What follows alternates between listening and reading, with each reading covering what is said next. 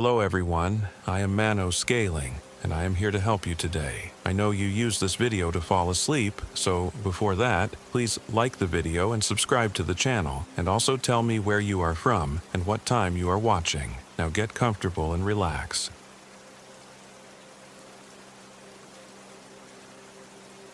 My name is Claire Thompson.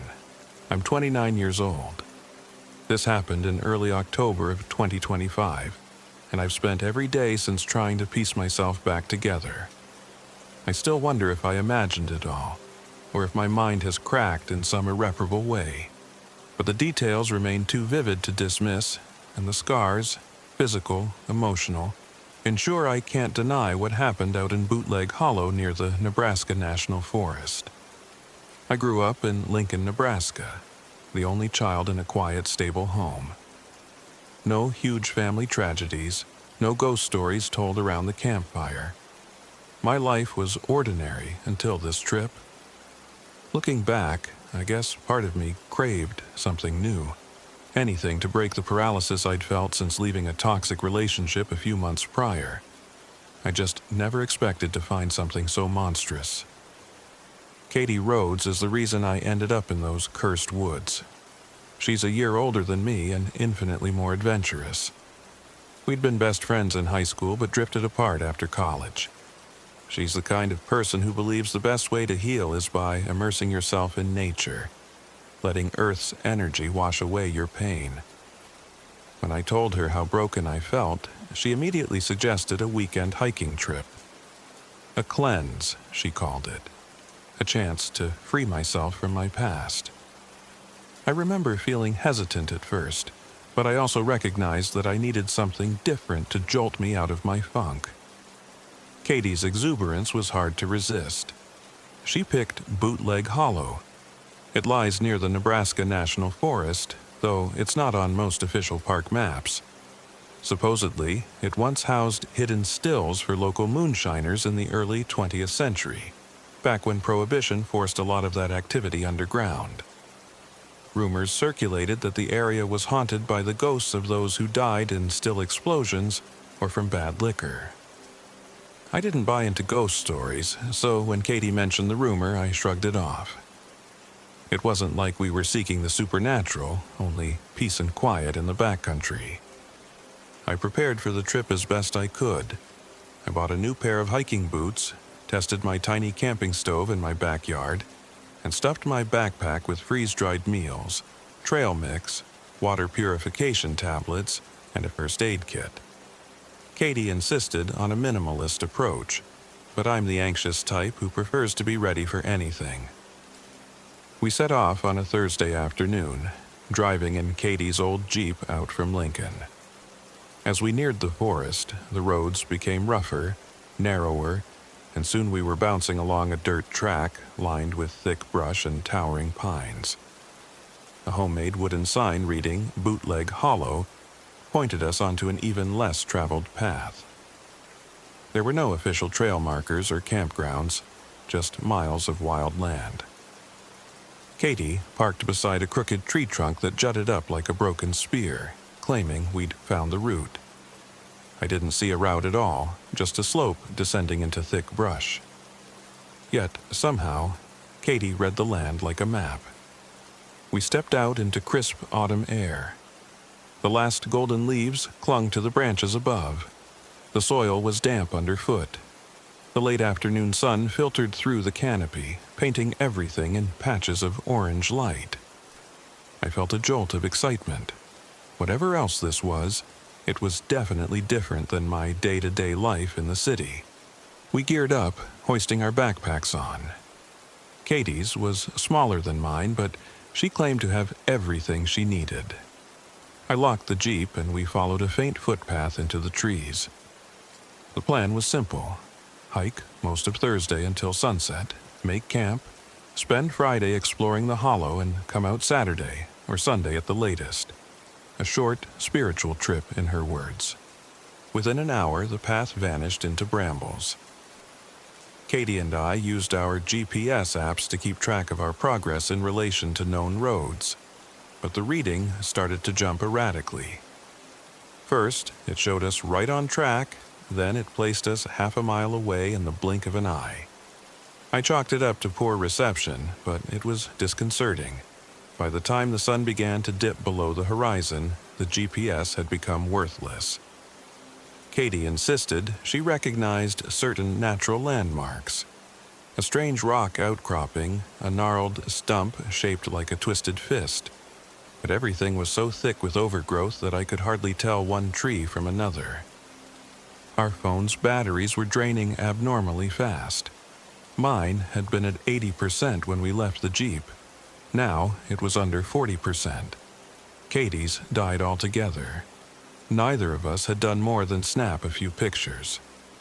I tried not to panic, but it stirred an uneasy feeling in my gut. When we reached a slight clearing, we decided to set up camp rather than stumble in circles by flashlight in unfamiliar woods. Katie had a small one-person tent, so I set up my own. We built a fire ring with stones, gathered tinder, and flicked our lighters. The flames sprang up but flickered strangely. Sometimes they burned hot and bright. Other times they faded to a weak greenish glow, even though we used the same dry twigs. The smell wafting off the fire was acrid, almost like a chemical reaction. We blamed local fungus on the wood. After all, the forest floor was damp with mossy logs. Still, it unnerved me. We used the meager heat to cook a quick, freeze-dried meal. The first bite tasted normal, but the aftertaste turned bitter. Katie took a few bites and claimed her appetite vanished. Eventually, we both just sipped water and tried to pretend everything was perfectly fine.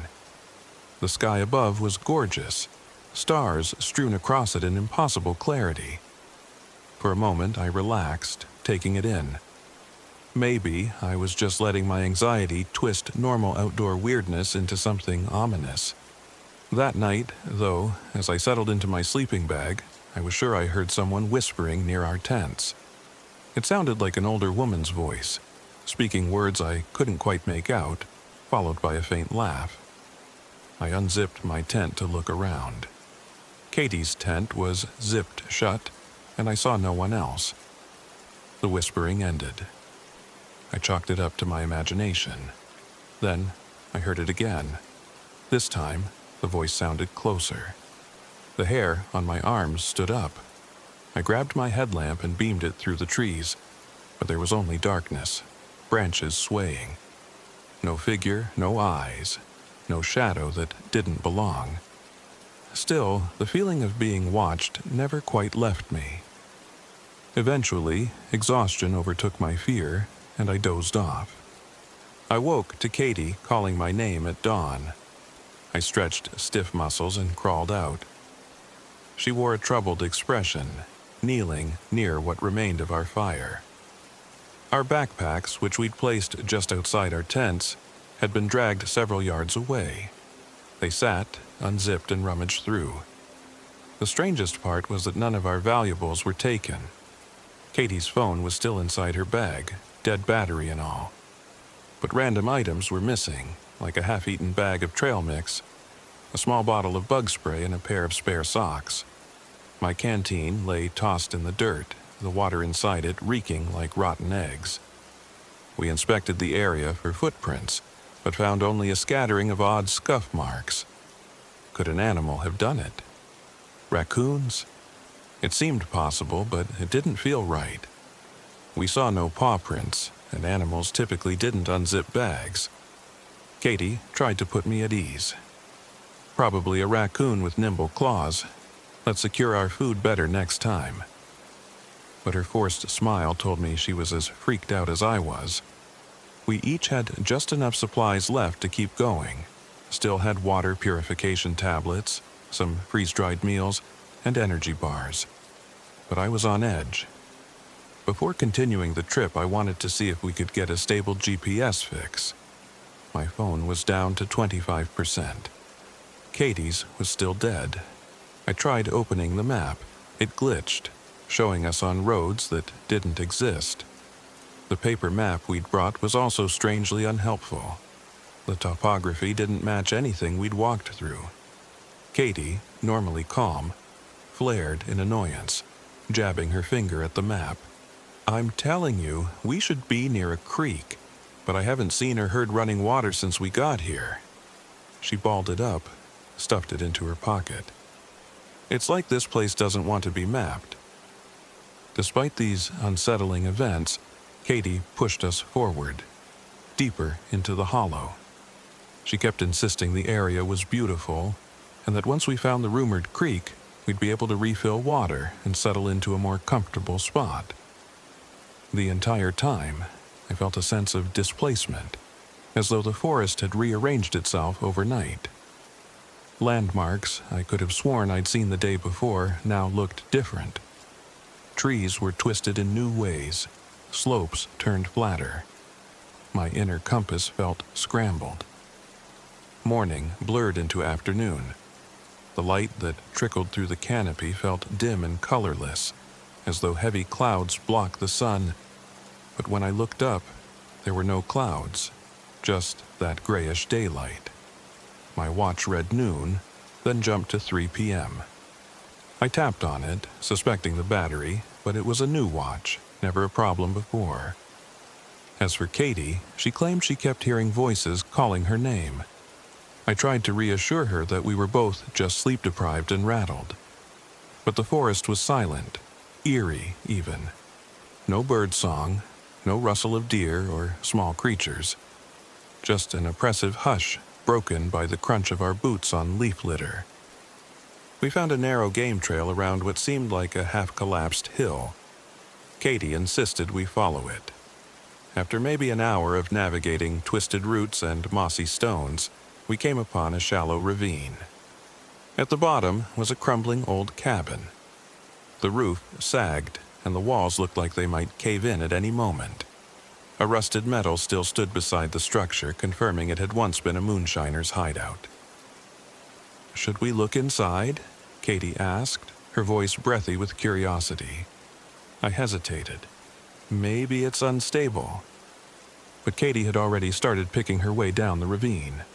I followed, uneasy. The cabin door hung off its hinges. Cobwebs draped every corner. The stench of rot wafted out, making me gag. Bones, animal, I assumed, lay piled near the threshold, picked clean. I wanted to turn back, but Katie motioned me forward, muttering something about neat historical find. Inside, it was darker than it had any right to be. The dim light from outside barely penetrated. The floorboards were warped, the walls black with mold. I spotted tattered cloth, old newspapers from maybe the 1920s or 1930s. My eyes adjusted enough to pick out a clutter of items scattered across a rickety table. Glass jars, rotted diaries or journals. Everything carried a layer of damp mildew. I gingerly flipped open one of the journals. The scrawled writing was faded, but I caught glimpses of alarmingly modern references. A mention of a brand of flashlight. My stomach clenched. No flashlight brand from the 1920s existed like that. As I scanned further, a date jumped out. 1987. A sinking feeling settled in. The writing grew incoherent, filled with paranoid rants about the woman outside with the rope, or she whispered my father's voice. The last page ended mid-sentence. "We can't find a way out. The sky looks wrong. If you're reading this, don't believe..." My trembling fingers let the journal close. Katie grabbed a different one, smaller, perhaps from the 2000s. She skimmed it, and her eyes widened. "It's talking about hearing children in the forest," she murmured. "Seeing illusions." An unease, like static electricity, crackled over my skin. "We should leave," I said. "Get back to the jeep." Her lips parted, an uncertain nod. "Yeah, this is bad vibes." We left the cabin quickly, refusing to linger among the bones and cryptic journals. Once outside, I tried checking my watch again. It read 2:15, but I couldn't tell if it was morning or afternoon. The sky overhead was a dull gray. The sun's position gave no clues. My phone was at 10% battery, and ironically, the clock on it read 9:45 a.m. If we were losing track of time, or the environment was messing with electronics, or we'd simply become disoriented, we needed to focus on retracing our steps. We started trudging up the ravine, hoping to reach the vantage point from where we'd descended, but the trail twisted unexpectedly. We found ourselves deeper in the hollow instead of back at the top. That was when the forest seemed to come alive with illusions. I heard my dead grandmother's voice drifting through the trees, softly urging me to come home, little one. It was her voice exactly, with the same lilt she'd used when I was a child. I stopped and spun around, shouting, "Who's there?" Katie grabbed my arm, eyes wide. "What's wrong?" she whispered. "You didn't hear that?" She shook her head. Then her gaze flickered away, and she stepped forward as though in a trance. She whispered, "I can hear them." "Who?" "My future kids." Her voice broke on the word. Katie had often talked about wanting children but never found the right time or the right partner. Hearing her say that made me shiver. This wasn't some random memory. It felt like something intimately targeted at her deepest longing. She stood transfixed, then began walking into the brush as if following a call. I had to grab her shoulders and force her to look at me. "Katie, snap out of it." She blinked, clearing her dazed expression. "God, Claire, what's happening?" I could swear they were right there, little hands reaching for me. We realized with mounting terror that we weren't dealing with normal illusions. Something in those woods was using our memories, our desires, twisting them into bait. The journals we'd found in the cabin suddenly made more sense. All those references to hearing voices, seeing illusions, and not escaping. Fear lodged in my throat. "We head back," I declared. "We're finding the Jeep. I don't care if it takes all night." Katie nodded firmly, agreed. We turned around and set off at a fast pace. But no matter which direction we took, we ended up doubling back to the same ravine or stumbling onto new clusters of brambles we swore hadn't been there. It was like the land was changing around us. My chest tightened with panic, but I forced myself to keep going, keep calm. Eventually, we decided to camp near a large oak to wait until morning, hoping that daylight would bring better clarity, or at least help us find our bearings. We collected wood, though it was a chore to find anything dry. I tried to start a fire with a handful of twigs and tinder. The flame took, but again it hissed greenish blue, only to sputter out. It took multiple attempts for us to get even a weak, flickering campfire. The smoke smelled sour, stinging my eyes. My stomach felt hollow with dread. We opened our freeze-dried meals and discovered the packages inside had become rank, as though they'd been spoiled for months. Furious, Katie ripped open a bag of jerky from her pack. It, too, was molded. Our canteens still held some water, but we didn't dare trust the foul-smelling creek, if we ever found it for more. I nibbled an energy bar, chalky but edible, and offered half to Katie.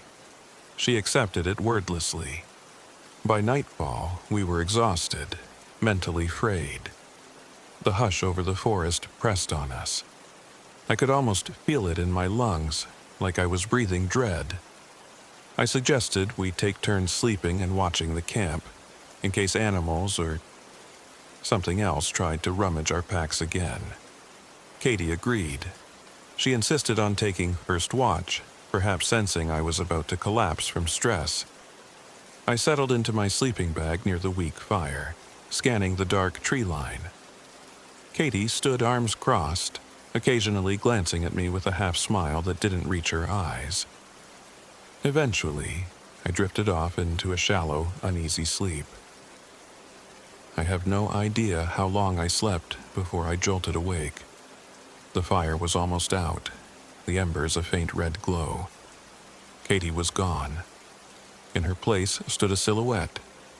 It was shaped like a person, but somehow wrong, as though the proportions were slightly off, arms too long, neck at an odd angle. My heart hammered.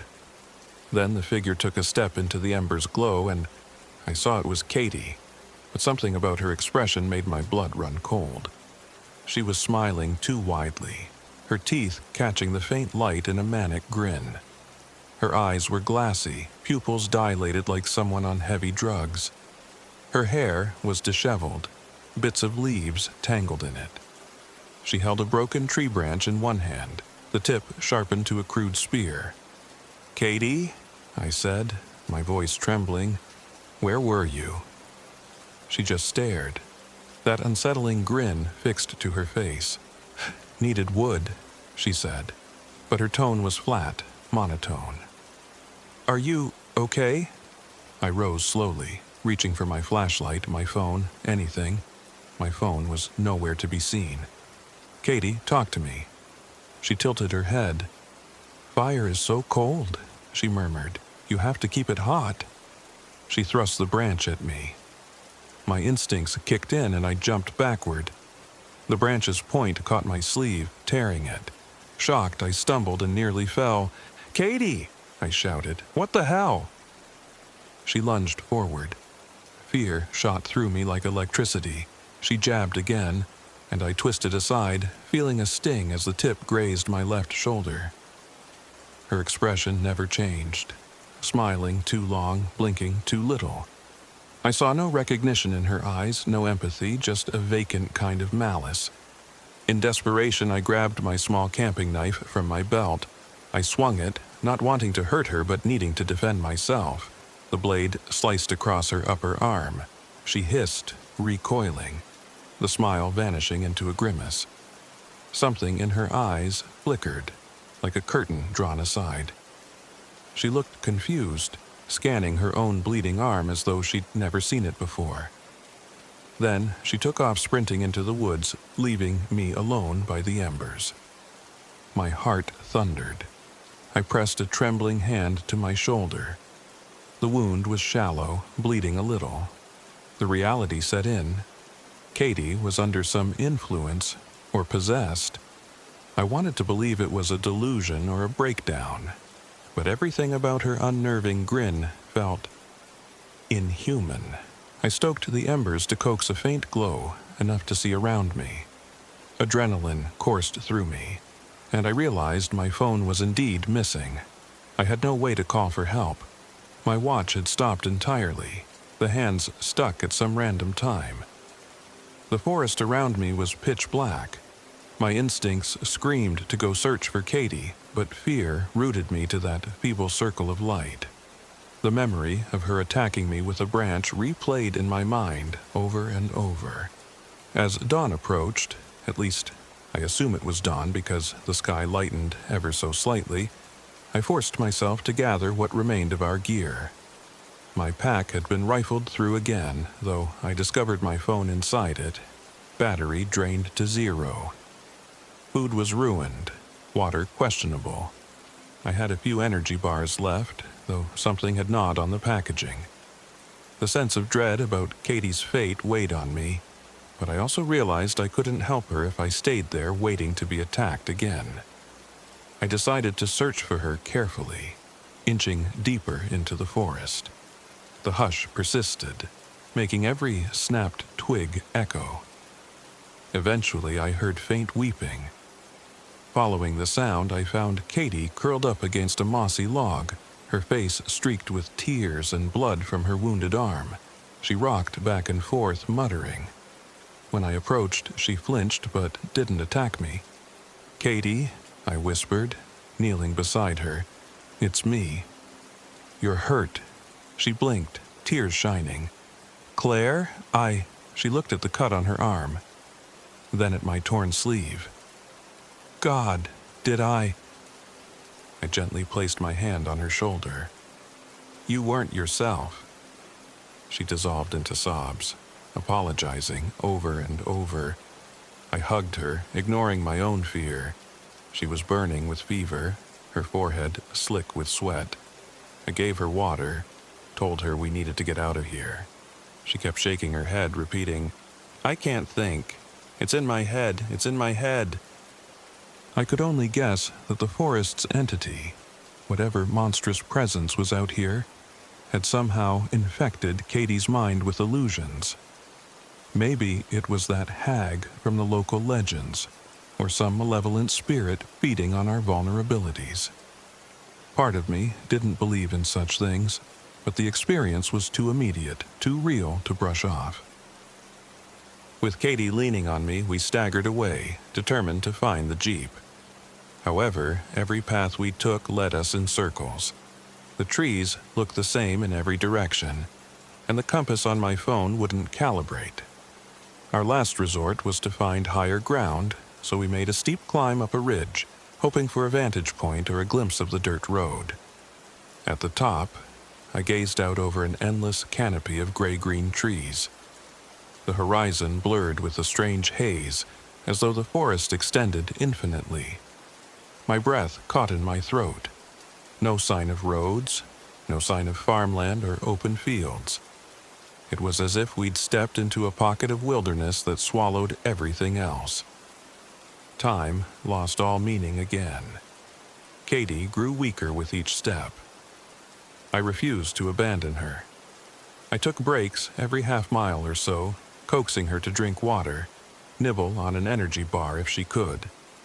She'd slip in and out of lucidity, sometimes laughing about hearing her unborn children singing to her, sometimes trembling and asking me why the sky looked so strange. That afternoon, or whenever it was, we found ourselves back at the ravine with the cabin. A spiral of frustration threatened to consume me. We'd walked hours in the opposite direction, yet here it was again. My watch was stuck on some random time, but the sky was darkening. I could sense nightfall creeping in. Desperation outmatched my revulsion, and I led Katie into the cabin, reasoning that at least it had a roof of sorts. We'd barricade ourselves inside, rest, then attempt to navigate again at first light. The rotted smell hit us at once. I nearly gagged as we settled Katie on a relatively dry corner of the floor, away from the worst mold. She coughed, her feverish eyes darting around the gloom. Bones littered the area. I tried not to dwell on whether they were truly animal. Some looked suspiciously large, suspiciously human. I forced myself to explore what little was inside. Old shelves, broken glass, a rusted tin that might have contained moonshine once. I found a half-full bottle of something strong in the corner. The label was too faded to read, but the liquid smelled like some kind of foul whiskey. I discovered more journals too, but I couldn't bring myself to read them. I already knew they'd be filled with horror stories of people who'd never made it out. The dread threatened to swallow me whole. Katie dozed, her breath coming in ragged pulls. She kept murmuring about a woman in rags, saying she saw her dancing outside the windows. I peered out the broken slats, seeing nothing. Still, the sense of being watched returned, stronger than ever. I wondered if that woman was just a fever dream or something far worse. As darkness took hold, a faint noise drifted through the cabin's gaps. A soft, continuous moaning sound like wind, but layered with a subtle pitch that resembled a human voice. My mind conjured images of a withered crone crawling up the ravine. Shuddering, I tried to get the feeble lantern I carried to work. Its beam was shaky, casting flickering shadows on the walls. Then Katie's eyes snapped open. She gasped, "She's coming," and scrambled backward, pressing herself into the corner. Before I could ask who, the moaning shifted into words. An old woman's voice echoing from just beyond the threshold. "My darlings, I've been waiting." A primal terror seized me. The door, if you could call the sagging wooden plank a door, was our only defense. I rushed over, leaning my full weight against it, but something tested the rotted boards from the other side, scraping along them with what sounded like brittle nails. Katie whimpered, clamping her hands over her ears. Then there was silence. For a moment, I considered that maybe it was just the wind, but as I turned around, the boards behind me gave way with a splintering crack.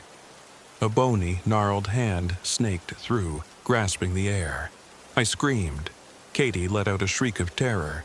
The hand was wrinkled and liver-spotted, with sharp, broken fingernails. I snatched the bottle of foul whiskey, my hand shaking. Fueled by adrenaline, I uncorked it, ready to use it as some sort of flammable deterrent. But before I could do anything, a voice, raspy yet somehow melodic, whispered through the crack. "Katie, Claire, come with me. I can give you everything you want. You'll never suffer again." The hair on my neck stood up. My grandmother's voice had been startling enough in the forest, but hearing this thing say my name, my friend's name, in that twisted, inviting tone was 1,000 times worse. I steeled myself, then splashed some of the liquor through the crack, hoping to force whatever was out there to back off. A wet hiss, followed by an anguished squeal, sounded from the other side. I heard footsteps. No, more like dragging footsteps, retreating. Then the same moan drifted away into the night, leaving us panting in terror. Katie's fever worsened. She babbled about the creature, calling it Maribel, though I had no idea where she got that name. She whimpered that Maribel wanted to feast on her memories, to make her forget who she was and lure her away forever. I felt so helpless, pressing a damp rag to Katie's forehead, trying to keep her temperature down with the limited water we had. Outside, the wind picked up, howling around the cabin like a chorus of whales. Time blurred again. At some point, I blinked and realized an hour, maybe more, had passed, though it felt like seconds. My watch still hadn't moved. The darkness outside was absolute, except for a faint phosphorescent glow that occasionally flickered along the tree line. I heard rustling in the leaves, quiet footsteps. Or maybe I was hallucinating from exhaustion. I managed to doze a little. When I next opened my eyes, Katie was no longer in the corner. My heart seized. I scrambled up, shining the dim lantern around. She stood by the table of moldering journals, flipping through pages in a strange calm. Her face was blank, but not in the same malevolent way as before. "Claire," she said softly, "this place, it never lets anyone go. They all become part of it. The ones who tried to fight died." She held up a battered journal, pointing to the final page. My stomach churned. I couldn't read it well in the dim light, but I caught words like devoured, forgotten, bones. Katie's lip trembled. "I think we're going to die here." I swallowed hard, forcing back the tears threatening to surface. "No, we can beat this." But a nagging voice told me she might be right. The next hours, or was it days, tested my sanity. The cabin became a nightmarish prison as we waited for the faintest hint of morning. Strange noises continued outside, scraping, whispering, laughter that sometimes sounded like children, sometimes like a wheezing old woman. The foul stench from the corner bones thickened, making me dizzy. Katie would drift between lucidity and that eerie, vacant smile. Twice more, she tried to attack me in a trance-like state, but each time I managed to restrain her gently until she came back to herself, apologizing, sobbing. At one point, I decided I had to do something, anything, to break the cycle. Taking advantage of Katie's exhaustion and the fact that she seemed stable for the moment, I refilled the whiskey bottle from a half-broken barrel of suspicious-smelling moonshine, hoping for more flammable liquid. I hammered a rag into the top, creating a makeshift Molotov cocktail. My plan, if we had to confront that horror again, was to burn the entire cabin if necessary. That confrontation came sooner than I expected. Katie's eyes fluttered open from a restless sleep, and she stared past me at the door. My blood ran cold when I followed her line of sight. Silhouetted in the threshold was a figure, hunched, swaying, half inside the doorway. It wore layers of ragged cloth that glistened with dampness, trailing onto the floor. The shape was almost human, except for the unnatural length of its limbs and the way its spine curved like a question mark. A hood or veil of tattered lace obscured its face, but I could see sagging, mottled flesh on its chin. "Old Maribel," Katie mumbled in a defeated whisper. "She's here." And the figure took a step closer, and the cabin's boards groaned in protest. The stench of rot intensified. Then it spoke, my grandmother's voice again. "Claire, come here, child. Don't be afraid." It reached out a withered arm, beckoning. My entire body recoiled. This creature was rifling through my memories, using them like a puppet show. I glanced at Katie, saw that she was trembling, eyes wide, and realized the hag was probably speaking to her in a voice only she could hear. The terror in my friend's eyes spoke volumes. If this continued, Katie would succumb. Gritting my teeth, I brandished the whiskey bottle with the rag. "Get back!" I shouted, reaching for my lighter in my pocket. My hand trembled so badly I had to brace it. The figure paused, letting out a rasping laugh that sounded more like water gurgling down a drain. "You think fire will save you? This is my hollow. You're already part of me." Ignoring its words, I flicked the lighter, touching it to the rag. Flames leapt up. The hag let out a screech, real, tangible fear. Taking advantage of the moment, I hurled the bottle. Liquid fire splashed across the hag's tattered clothing. An acrid stench filled the room. For a second, it felt like victory. The flames spread along the creature's rags, licking hungrily. The hag reeled, arms flailing in anguish, that scraping laughter turning to furious shrieks. The walls caught sparks, the rotting wood igniting in places. Smoke and cinders rained down. "Run!" I yelled, grabbing Katie's arm. We burst through the door, stumbling out of the cabin. The hag swiped at us with a blazing arm, missing by inches. Outside, the sky was still that murky gray, but at least there was open space. The cabin behind us crackled, flames devouring its rotted beams. Smoke billowed upward. A twisted sense of triumph flooded me. Maybe I'd done it, maybe we'd ended her. But then I saw, through a haze of heat, the hag flailing in the cabin's doorway. She shrank in on herself, screeching as the fire took her until her form seemed to break apart into a swarm of black moths that flew out in a flurry, scattering into the forest gloom. The sense of victory collapsed in an instant. Katie and I sprinted up the ravine, ignoring the exhaustion and hunger that clawed at our insides. We ran until our lungs burned, half blinded by tears and smoke. Every step hammered home the realization that we'd only injured the monster, not destroyed her entirely. At the top of the ravine, I tripped over an exposed root and tumbled forward, scraping my hands and knees. My head spun. Katie collapsed beside me, panting heavily. We had no clue which direction was the jeep, or if the jeep even still existed. For all we knew, we'd been gone days, weeks, trapped in some twisted loop of time. Then, miraculously, I saw a small wooden structure that appeared to be some sort of ranger station nestled behind thick pines. The sign on the front read, "Bootleg Hollow Ranger Post," but it looked brand new. Stained wood, shining windows, a crisp American flag snapping in the breeze. There was something jarringly anachronistic about it, like it belonged in a different era. Yet desperation drove us forward. We stumbled to the door. It was unlocked. Inside, the lights were on.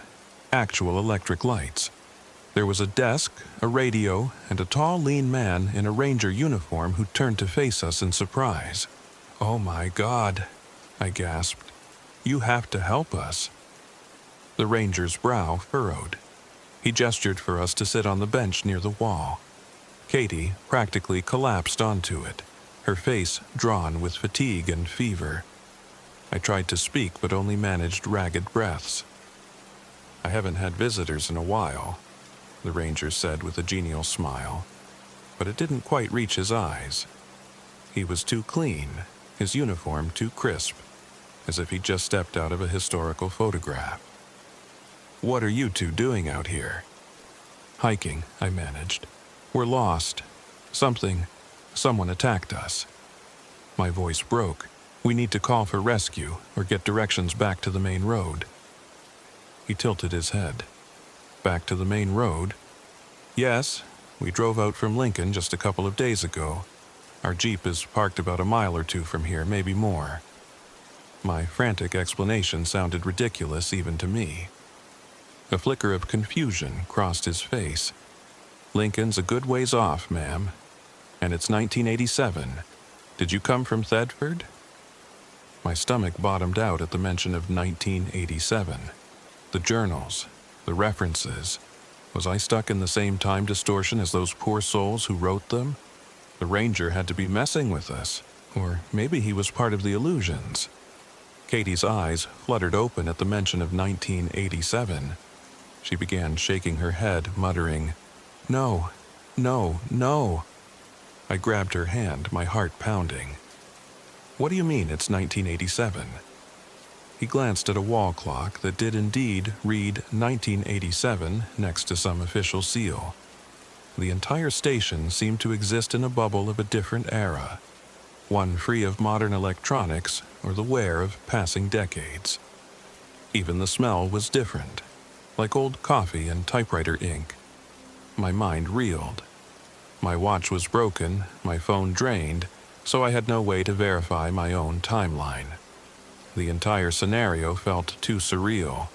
I realized something about the ranger's eyes looked off, like there was a flicker of dark emptiness in them, as if they weren't quite human. Before I could react, Katie sprang up from the bench, half delirious, and bolted out the door, screaming, "It's not real!" I tried to follow her, but the ranger stepped in my path, his expression shifting to something far colder. "Stay," he commanded, in a voice that sounded layered with something else. Adrenaline surged. I shoved past him, ignoring the unnatural strength in his grip. He clawed at my jacket, but I tore free, racing into the pines. Katie was nowhere in sight, but I heard her ragged sobs. I called her name, half stumbling among the ferns and roots. The forest felt like it was closing in on me. Time flickered again. One moment, I was surrounded by tall, healthy pines and a crisp breeze. The next, I was in a silent grove of twisted, leafless trees, the ground thick with dead leaves. I spun in a circle. The ranger station was gone as if it had never existed. My watch was useless, the sky an opaque gray. I stumbled upon Katie kneeling against a half-dead tree, hugging herself. She looked up, tears streaking her face. "He wasn't real, was he?" she asked, voice hollow. "Or maybe he was? I don't know. My head's splitting." I knelt beside her, pressing my forehead to hers. I don't know either. The only certainty I had was that we needed to keep moving, keep searching for any sign of the main road. We walked until our legs gave out. The entire time the wind carried that distant laughter, that occasional old woman's voice. I recall we found a shallow stream at some point. I was too thirsty to care about contamination and drank greedily, forcing Katie to do the same. The water was bitter, leaving a metallic tang on my tongue. At long last, we saw a faint shape through the trees. My Jeep. The sight jolted me with a delirious burst of hope. Katie cried out in relief, stumbling forward as fast as her exhausted body allowed. I fumbled in my pocket for the keys, praying they were still there. They were. The Jeep was dusty and cold to the touch, but it seemed real enough. We crawled inside, tears streaming down our cheeks. I jammed the key into the ignition. The engine chugged once, twice, then roared to life. I nearly screamed with joy. I reversed in a wild arc, headlights flicking across the twisted tree line. In the glare, I saw something move. A hunched shape with the tattered clothes, long arms reaching. My heart lurched. I floored the accelerator, not daring to glance back. The Jeep thundered along the dirt track.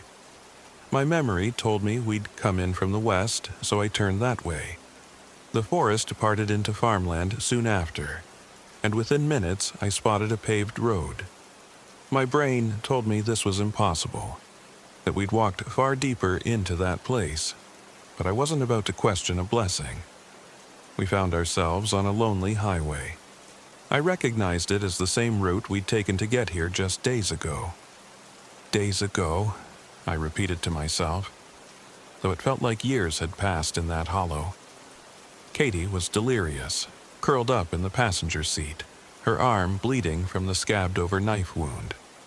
She dozed off as I drove, refusing to open her eyes until we saw signs of civilization. By the time we reached a convenience store hours later, the sun was rising in a perfectly normal Nebraska sky. The clock outside read 7:13 a.m. I stumbled inside, babbling about calling an ambulance, telling the wide-eyed clerk that my friend was hurt. No one seemed to know how to respond to my story about being lost in Bootleg Hollow. Half of them hadn't even heard of the place. But paramedics arrived, took us to a nearby hospital. I claimed we'd just gotten turned around on an overnight hike. No one pressed for details. Katie recovered physically. Her fever subsided, though the doctors never pinned down the cause. As for me, I was covered in bruises, scratches, a shallow stab wound in the shoulder. The staff asked questions, but I deflected with partial truths. They probably chalked it up to an unfortunate accident in the wild. After we were released, Katie and I parted ways. She went back to her apartment in Lincoln, but something fundamental had changed between us. We avoided discussing the events of the Hollow for months. When we finally did speak about it, we kept it brief. The nightmares were too vivid.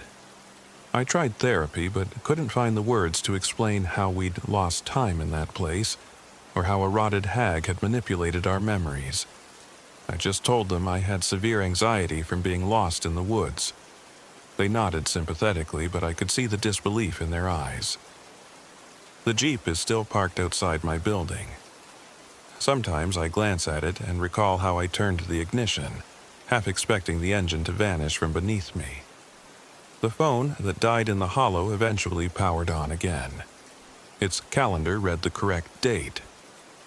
Part of me expected it to read 1987, or never power on at all. It's a mundane piece of technology that couldn't possibly comprehend the impossible time loops we experienced. I haven't hiked since.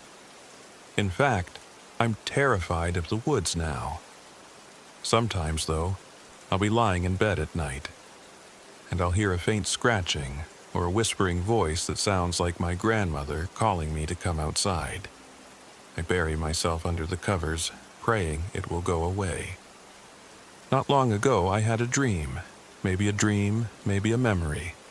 I was back in that cabin, the flames dancing around me, and I saw the hag disintegrate into black moths. I remember clutching one of the moths in my hand, feeling it flutter. Then it spoke in my own voice, "You never truly left." I woke up drenched in sweat, my heart hammering so loud I thought it would burst. So that's it. That's what happened in Bootleg Hollow. Katie and I survived, but the full truth of what we encountered remains a knot of confusion and terror in my mind. Sometimes I wonder if we crippled that hag enough to escape, or if she followed us out, slipping into our world through the cracks of time. Maybe that's why I still catch shadows in the corner of my eye, or hear half-formed whispers in the dead of night. I wish I had answers, or a sense of closure. But all I have are the nightmares and the knowledge that something ancient and hungry lives in those woods. I can't bring myself to warn people away because I barely believe it myself, even now.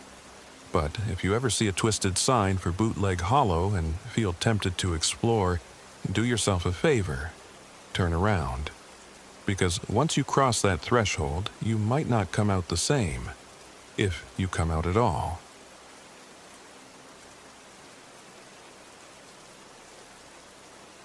My name is David Harlan. I'm 32 years old, and this story happened in June of 2025.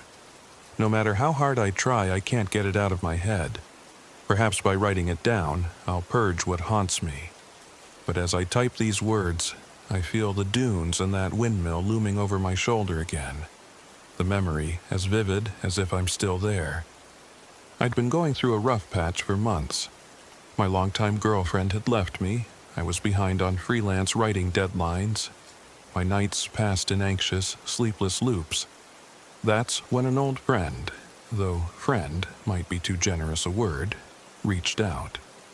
Mason Brody, 34, used to be my college buddy. We studied communications together in a big state university, partied now and again, and eventually drifted apart. But Mason had a way of surfacing whenever he smelled an adventure or, more often, trouble. He called me out of the blue, sounding strangely upbeat. He said, "Let's go somewhere, get away from all this." I needed an escape, so I agreed. Mason picked a location he'd read about on some obscure website for amateur ghost hunters.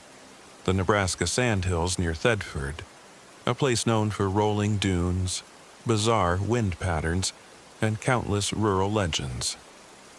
He claimed there was an abandoned windmill out there, rumored to be haunted by the spirit of a murdered bride from the 1800s. At first, I laughed. It sounded like any other tall tale, but the loneliness in my tiny apartment made even the creepiest idea preferable. And so, a week later, we loaded up my SUV and left Colorado behind. I brought my dog, Scout, a 5-year-old German shepherd with a gentle heart and an uncanny ability to sense my moods. He was the only constant companion I had left, and I wasn't about to leave him home with a sitter for what might be a multi-day journey. We planned to spend 3 days out in the sandhills, maybe camp near this legendary windmill, and then return in time for me to handle my deadlines and for Mason to deal with whatever demons were chasing him. He told me vaguely that his marriage was on the rocks. Despite his usual cocky exterior, I suspected he was more shaken by it than he let on. But we weren't the sort to share earnest confessions. Our friendship was always a bit surface level, built on half-teasing, half-competitive banter. We drove across Nebraska, the highways turning emptier and emptier until we found ourselves surrounded by rolling dunes of grass-covered sand that stretched for miles. In June, the sun beat down without mercy. We stopped in Thedford to top off on gas, fill a cooler with supplies, and ask around about any old windmills. The local gas station attendant shrugged, pointed in a vague direction, and said, "Plenty of old windmills out there. You're bound to get lost." Mason winked at me as if this was exactly the answer he wanted to hear.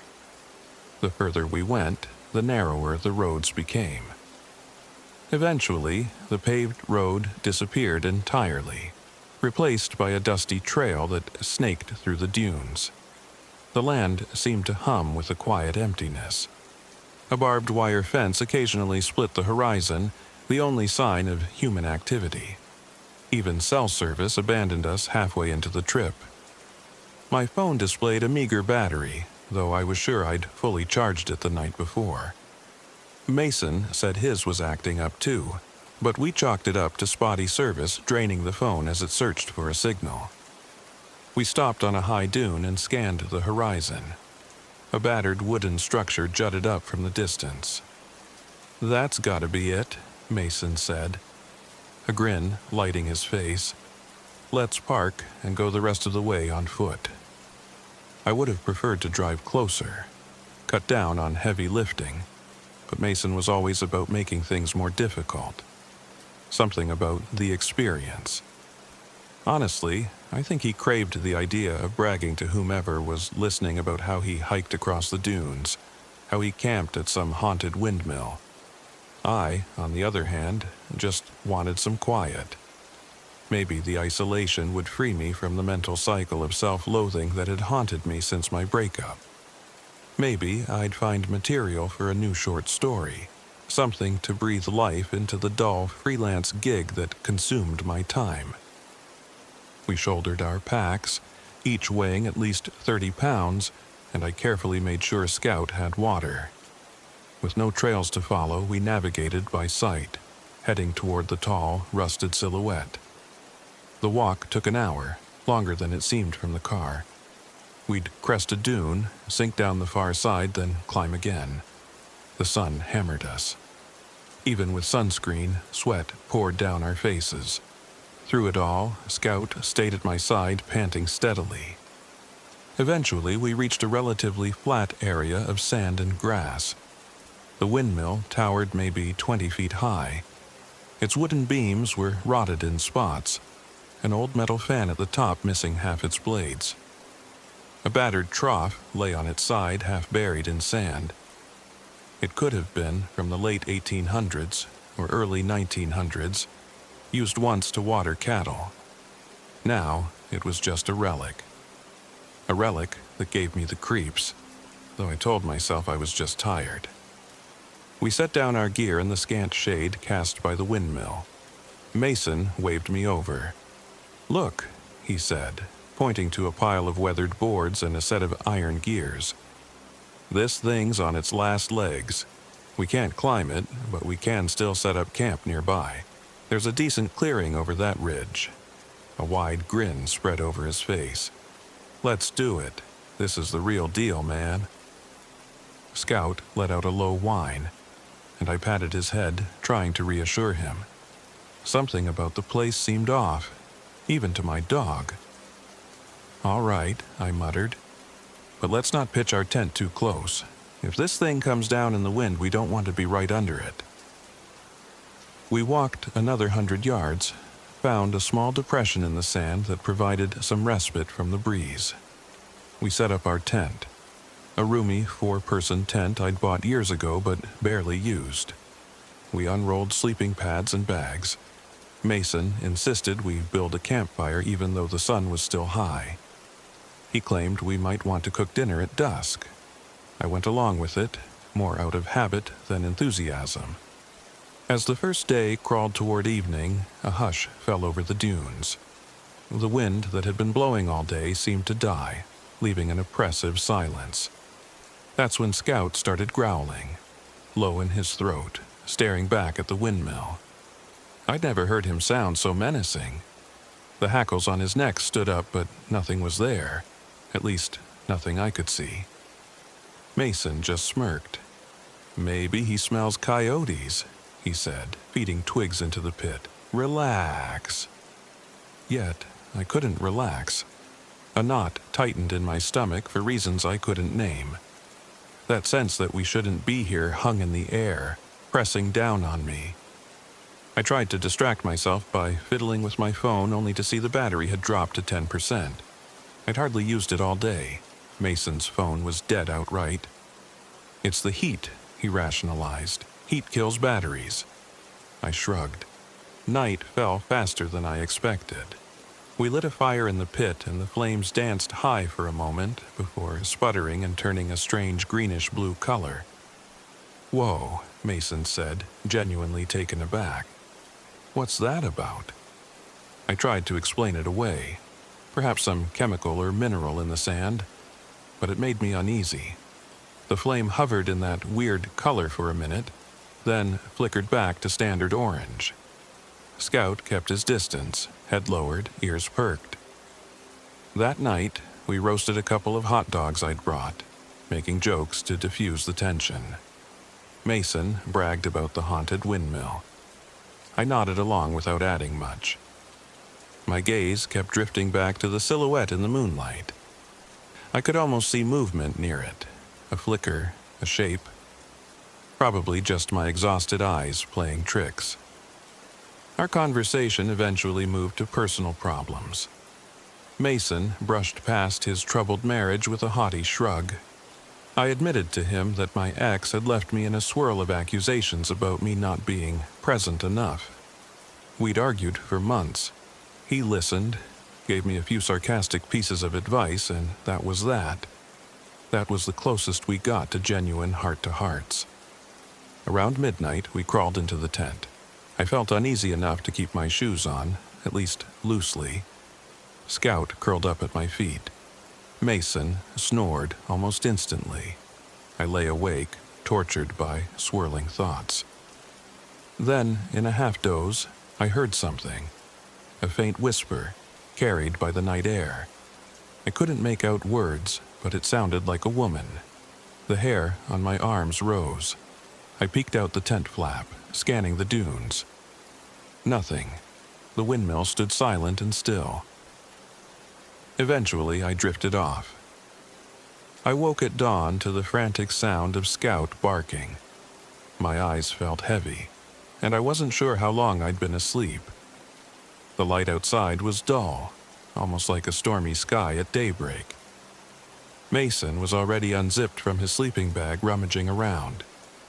"Damn it, Dave," he snapped. "Where's the food?" Groggy, I pulled myself upright and saw that my backpack was halfway open. All the food in it, protein bars, dried fruit, some bread, had turned gray and fuzzy with mold, as if they'd aged weeks overnight. A swarm of black flies hovered over them, which made absolutely no sense. We'd sealed them properly, and the climate was too dry for that kind of rapid spoilage. It looked so rotten, the stench made me gag. I thought maybe I'd messed up, maybe let moisture into the bag, but Mason said he checked his own pack. His food was fine. "Guess you need better packing skills," he sneered. That mocking tone was all too familiar from our college days. I let it slide, but the back of my neck prickled with anxiety. Scout kept whimpering and sniffing the air, pacing from me to the tent entrance. When we emerged from the tent fully, we found that the fire pit had gone cold, which was normal. But there was a deep black scorch mark in the sand, like it had burned more fiercely than we'd seen. The wind, if there was any in the night, hadn't disturbed the circle of ashes. It was bizarrely tidy, and the color around the pit was a sickly, greenish stain. "What the hell happened?" I asked out loud. Mason just shook his head, uneasy for the first time. We decided to pack up some gear and explore the windmill itself. Maybe there was some explanation for the weird flame color, some chemical in the ground or old farmland pesticide.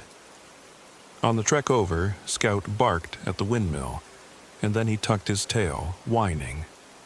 As we approached, we saw the battered trough more clearly. The wood inside it was crawling with large black beetles that seemed to come from nowhere. Mason kicked at it and cursed as the insects scattered. Up close, the windmill's wood looked older than I'd realized, with chunks missing. Rusty nails jutted out at odd angles.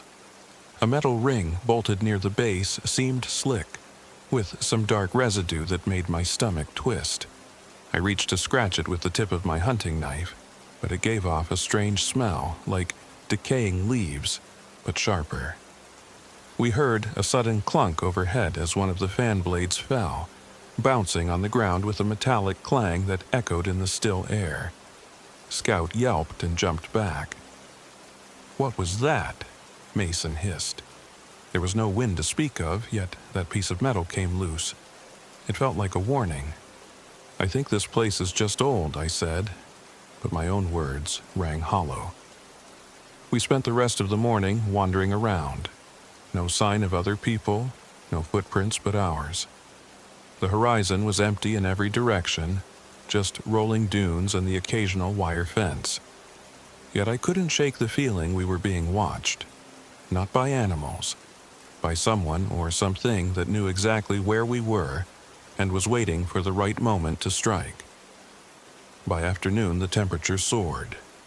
We tried to check the map Mason had printed out, some old topographic map from an online resource, but it didn't match what we were seeing. The shapes of the dunes, the location of the windmill, nothing lined up. It was as if the landscape had shifted.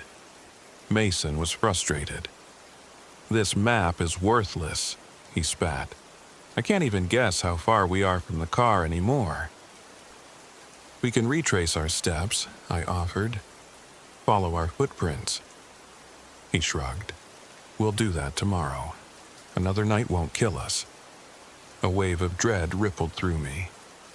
Something told me that staying another night here could be a grave mistake. But Mason's voice was firm, and a part of me dreaded wandering the dunes in the scorching afternoon sun, lost. So we returned to our camp. It was around 4 in the afternoon, though the sun felt like noon. The light had that searing, harsh quality. Scout started whining again, and I bent down, trying to soothe him. "Maybe he just needs to rest," Mason said. But the dog wouldn't lie down. Instead, Scout prowled the perimeter of our little campsite, ears alert. That evening, Mason said he'd gather more firewood from a nearby cluster of small cedar trees he'd spotted. He took the hatchet and left me alone with Scout.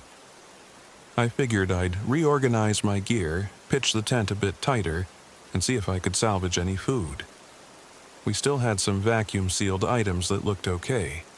Then the sun dipped behind a dune, the temperature dropping sharply. It was like a switch flicked, turning the bright afternoon into near twilight in minutes. My eyes needed time to adjust. "Mason?" I called out, stepping away from the tent. No answer. I must have waited 15-20 minutes.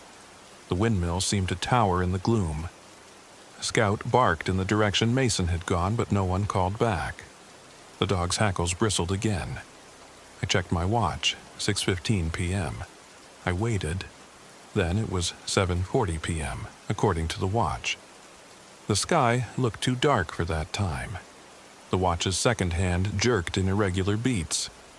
When Mason finally returned, my watch read 8:50 p.m., but the amount of darkness seemed more like midnight. He approached camp with an odd shuffle, dragging a meager bundle of sticks. The hatchet dangled from his other hand. By the time he stood near the dim glow of the half-dead fire, I saw his face, pale, eyes wide, pupils dilated. He stared at me with a forced grin, as though someone had instructed him to smile, but he'd never actually learned how. "You okay?" I asked. He just nodded. "Find enough wood?" "Wood," he repeated blankly, then dropped the bundle with a thud. "Mason," I said carefully, stepping closer. "Hey, talk to me." He shook his head hard, like he was clearing water from his ears. Then he gave a short laugh. "Man, I am. Just tired. Let's start that fire. I got lost for a bit." His voice was deeper than before, as if something had shredded his vocal cords. He refused to make eye contact. I asked him if he'd seen anything out there. Another person, an animal, anything. He only shrugged, still wearing that bizarre grin. We set the sticks in the pit, and though there was plenty of tinder and a lighter, the fire refused to catch for the longest time. When it finally did, it flashed a moment of bluish white before turning orange. An acrid odor wafted off it, stinging my nose. Night closed in around us. A black so absolute it might as well have swallowed the world. Scout stood by me, trembling slightly. I'd never seen him so tense. Around 9 or so, assuming my watch could be trusted, Scout lunged away from my side. He ran in a circle, snarling. Mason barely reacted. He was staring at the windmill, that grin gone, replaced by a vague slackness. I recognized something deeply unsettling in his eyes, like a man fighting a nightmare from the inside.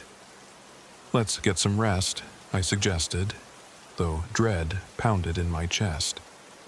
We retreated into the tent. I tried to calm Scout, but he sat at the entrance, alert. I felt Mason settle in on the other side. I was exhausted, but fear churned in my gut. "Good night," I said to no one in particular. No response from Mason. I might have drifted off. Or maybe time just lapsed. At some point, a faint moaning sound, or was it a woman crying, drifted through the tent walls. A chill spread across my scalp. I unzipped the flap and peered out. The sky seemed wrong.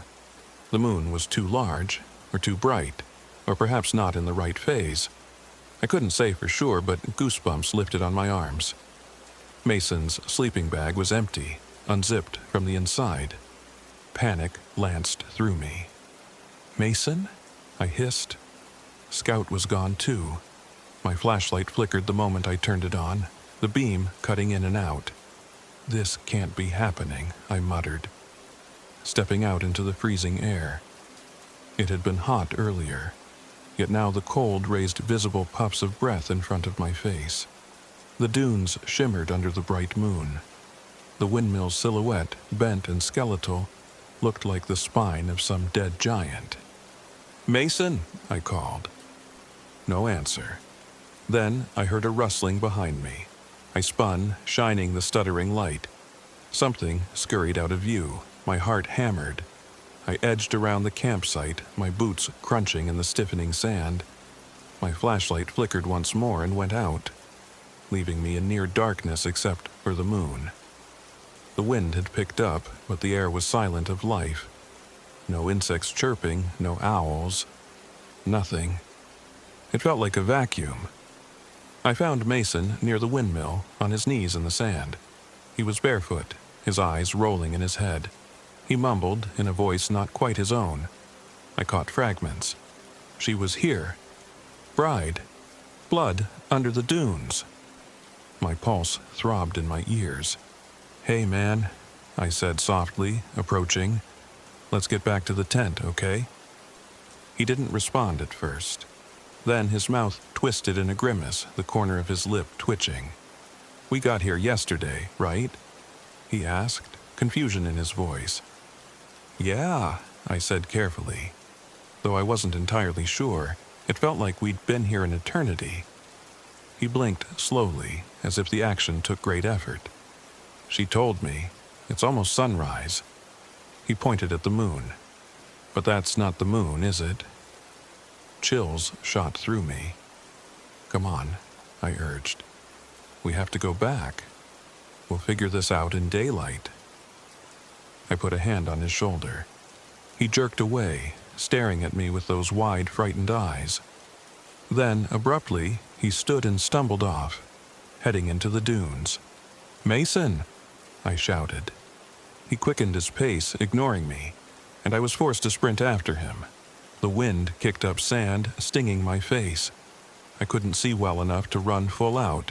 Finally, I caught him by the arm. He spun, anger flaring in his gaze, and for one horrifying second, I thought he might lash out physically. But then recognition bloomed. "David," he croaked, "my nose won't stop bleeding." I hadn't realized it in the dark, but blood trickled from both nostrils down his chin. I pulled him close, leaning him forward. "Head back, come on." I guided him step by step to our campsite. The moon, if it was the moon, dimmed behind a haze, and by the time we collapsed into the tent I was ready to pass out again, nerves shot. Mason curled into his sleeping bag, murmuring to himself. I listened for Scout, worried. Then, faintly, I heard him barking from somewhere far out in the dunes. Torn between going after him and not leaving Mason in this state, I forced myself to lie down, half lucid, fear pounding in every cell of my body. When I opened my eyes again, light, actual sunlight, was streaming through the tent. My watch read 10:15 a.m., my mouth was dry, my limbs stiff. Outside, the temperature had soared again. My mind reeled at how quickly the day had returned. The entire night felt like a delirious blur. I turned to Mason's sleeping bag. He was there, sleeping, apparently at peace. I nudged him. "Hey, morning." He stirred, yawned, and gave me a bleary look. "Morning. It's time to pack up?" You don't remember last night? I asked, frowning. He rubbed his eyes. Night? I just remember going to bed early. I was tired. My heart sank. You don't recall standing by the windmill, your nose bleeding? He gave me a weird look. You serious? When I nodded, he sat up, rubbed his face. No. I had weird dreams, though. Before I could press him further, Scout burst into the tent, tail wagging. Relief flooded me at seeing him safe, but my relief was short-lived. He had blood on his muzzle, dried to a brownish crust. I examined him gently, no sign of injury on him.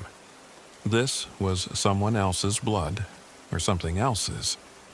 Mason looked disturbed for a moment, but then shrugged it off.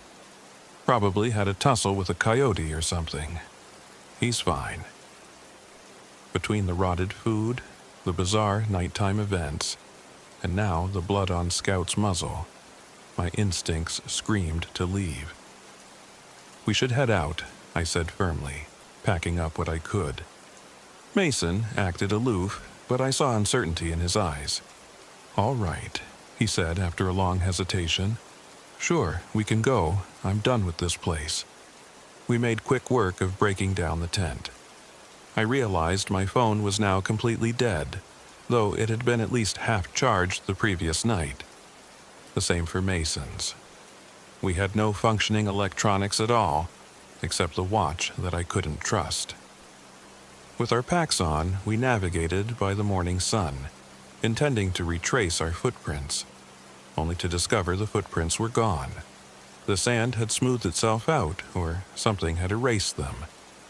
I told myself the wind must have done it, though the morning was eerily calm. We set off in what we believed was the correct direction. After 2 hours of trekking, we crested a dune, expecting to see the place we'd parked the SUV. Instead, we saw the windmill again, behind us. It made no sense. Mason's face contorted with confusion. We turned around, tried another route, but after half an hour we ended up looping back near that same windmill. Are we losing our minds? I whispered. Mason refused to answer. Sweat poured from us. There was a dryness in my throat that water couldn't quench. It was as if the sun had grown malignant. Scout, too, seemed to be getting dehydrated. We used precious water supplies, which were now alarmingly low. At midday, the heat was unbearable. We had to rest in the shade of the windmill, ironically. As we slumped against the structure, I pressed my ear to the cracked wood. In the hush of that scorching day, I heard something inside, like a heartbeat. I yanked my head back, my skin crawling, but said nothing to Mason. Once it cools down, we'll try again, he said, voice rasping. We dozed in that dusty spot for an hour or more. I woke up from a half-sleep to the sound of a woman softly weeping. I jerked awake, sweat stinging my eyes. The sky had turned a strange, overcast gray. Mason was gone. Scout, too. My stomach lurched. I scrambled to my feet, calling out for them. A swirl of wind caught the top of the windmill, making a rusty screech. Then I saw Mason's footprints leading away. I followed them, crossing a small dune behind the structure. The footprints veered erratically, sometimes doubling back on themselves.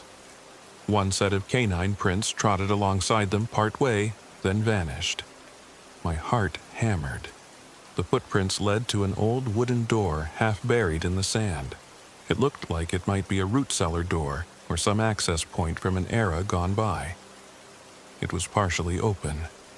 I could see a black void behind it, like a hole in the earth. My instincts screamed to run, but Mason might be in there and so might Scout. Steeling myself, I stepped inside, phone flashlight in hand, though the phone was supposedly dead. Strangely, it flickered to life just enough to cast a dim glow. The air inside was damp and reeked of decay. I followed the footprints on the earthen floor, watching the beam bounce over rotted beams and crumbling stone.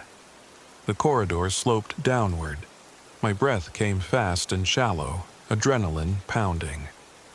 After a few dozen feet, The corridor opened into a small, circular chamber. I nearly vomited at the sight. Bones, dozens of them, human and animal alike, were piled against one wall. Some had fragments of clothing still attached. Others were bleached white by time. And near the center lay a large mirror, its frame tarnished and cracked. Dust coated its surface, but I could still see my reflection, a pale, wide-eyed figure trembling in the dark. "Mason?" I croaked. No answer. Then I heard Scout whimper somewhere deeper in that subterranean maze.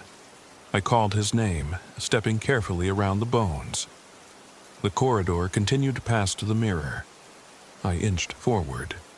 The phone's glow was just enough to show me the narrow walls. Suddenly, Mason stepped out of the darkness. He was shirtless, pants ragged, and his skin had a pale sheen of sweat. His eyes, wide as the moon, locked onto me. He opened his mouth, but only a raspy hiss emerged. "Mason?" I repeated, voice shaking. He stared past me as if I weren't there. Then, as though guided by invisible strings, he threw his head back and released a *** guttural wail, ***. The sound reverberated off the walls, sending loose rocks tumbling. I saw blood crusted under his nose, just like the night before. A flicker of movement behind him drew my attention. A shape. A woman in a tattered, blood-stained wedding dress, her face half hidden behind a veil. My heart lurched. The ghost, Annalise, if that name in the rumor was real. She glided closer to Mason, placed her hand on his shoulder. Her fingers elongated unnaturally, gripping his flesh. That's when he blinked and seemed to regain clarity. "David!" he gasped. A moment of hope surged in me, but it vanished when I saw the woman's eyes. Black pits in a pale face. She whispered something in Mason's ear, and he lunged at me without warning, mouth twisted in a snarl. I stumbled backward, narrowly avoiding his grasp. "Mason, stop!" I screamed, but it was as if he was possessed. He grabbed at my backpack, trying to tear it away. I scrambled, pulling my hunting knife from my belt, tears stinging my eyes. I never wanted to hurt him, but he came at me again, feral, hissing through clenched teeth.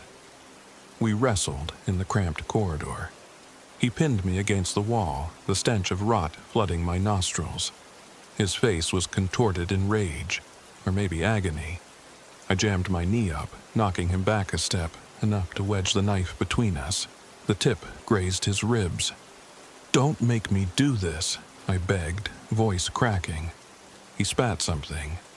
A spray of sand and black mucus. I had no choice. I pushed him off me, slashing in desperation. The blade caught the flesh of his shoulder. No blood came out, just clumps of wet sand. A shock of horror ripped through me. Mason barely winced. He cackled, a sound so wrong it made me want to clamp my hands over my ears. He lunged again. I drove the knife forward in a wild jab. It pierced deep into his chest. This time, he froze. Slowly, he looked down at the knife in his torso. A gush of sand poured out, not red blood. He blinked at me once, eyes full of vacant fury, then collapsed. I screamed, dropping the knife. My friend, my possessed, monstrous friend, crumpled to the ground, body convulsing. I staggered away, breath ragged, tears streaming. A rustle from the corner. I turned to see the ghost, the woman in the wedding dress, Annalise, her veil lifted, revealing a twisted face, lips parted in a silent moan. She glided toward me, her once white gown stained a deep crimson at the hem. I had no weapon but the tent stake I noticed half buried in the chamber's dirt. How it got there, I'll never know, maybe from some previous victim's gear. She whispered something I couldn't understand. Her voice was layered, like multiple people speaking at once. The corridor around me began to pulse, each pulse shifting the darkness to bright daylight, then back to gloom. The effect hammered my brain. Time was distorting again. In brief flashes of that strobing light, I saw Scout cowering in the corner, a thick rope tied around his collar. Desperate to save my dog, I dropped to all fours and crawled to him, ignoring Annalise's creeping approach. The rope was knotted so tightly I couldn't loosen it. She was nearly upon me, her rotted hand outstretched. I felt the icy burn of her presence, heard her ragged breath. With a surge of adrenaline, I yanked the rope with all my might, snapping the decaying fibers. Scout sprang free and lunged at her, teeth bared. I expected him to pass right through her, but her form was oddly solid. She let out a shriek, spinning away. Scout locked on the trailing edge of her gown, tearing a chunk of the stained fabric. Her shriek turned to a furious hiss. Dark black fluid, maybe ectoplasmic blood, dripped from the place where her dress was shredded, hissing like acid on the floor. In a flash, she vanished.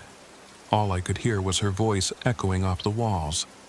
"She wants your breath, your bones, your breath, your bones." Over and over, some twisted chant. Scout whimpered, pressing against me. The chamber flickered from darkness to half daylight, back and forth, faster and faster. My head pounded like a savage migraine. I took advantage of her disappearance to stagger over to Mason's body. He lay face down, a pool of wet sand around the wound. I gently turned him. He looked at me, blinking slowly. In a rasping voice, he whispered, "I'm sorry, she took me." Then he coughed, expelling more dark sand. "I can't feel my—" He trailed off, eyes rolling back. His body slumped lifelessly. I knew I should confirm if he still had a pulse, but at that moment, he looked more like a half-desiccated shell than a human being. That horrifying detail broke something inside me. I let out a cry, pressing my forehead to his chest for a moment. I'd killed him. Maybe I'd had no choice, but I still felt his loss. Then, dimly, I became aware of a faint knocking sound behind me. My attention shot up, scanning the corridor. The mirror in the center of the chamber was pulsing with faint light, as if it had a heartbeat. The glass shimmered. In it, I saw myself, older, gaunt, and wearing a ragged, blood-stained wedding dress. A scream built in my chest, and I forced myself to my feet, refusing to look at the reflection anymore. Grabbing Scout by the collar, I sprinted back the way I came. The corridor twisted strangely. I could have sworn it changed shape. After frantic searching, I found the steps that led up, but they seemed longer, steeper than before. My lungs burned.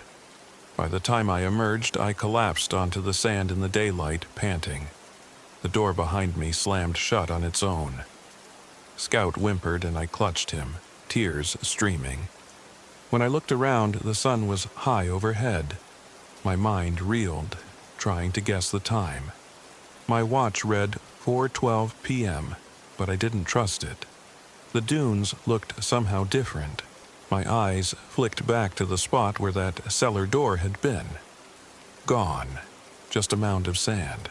No trace of the door, the half-buried wooden frame, or any sign of the subterranean chamber. I blinked. I'd just emerged from there, and now it was gone.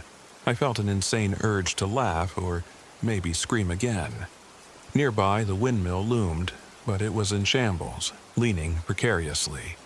I remembered it being in bad shape, but this was worse. Like decades more rot had taken place in a single afternoon. The trough was gone, or maybe buried.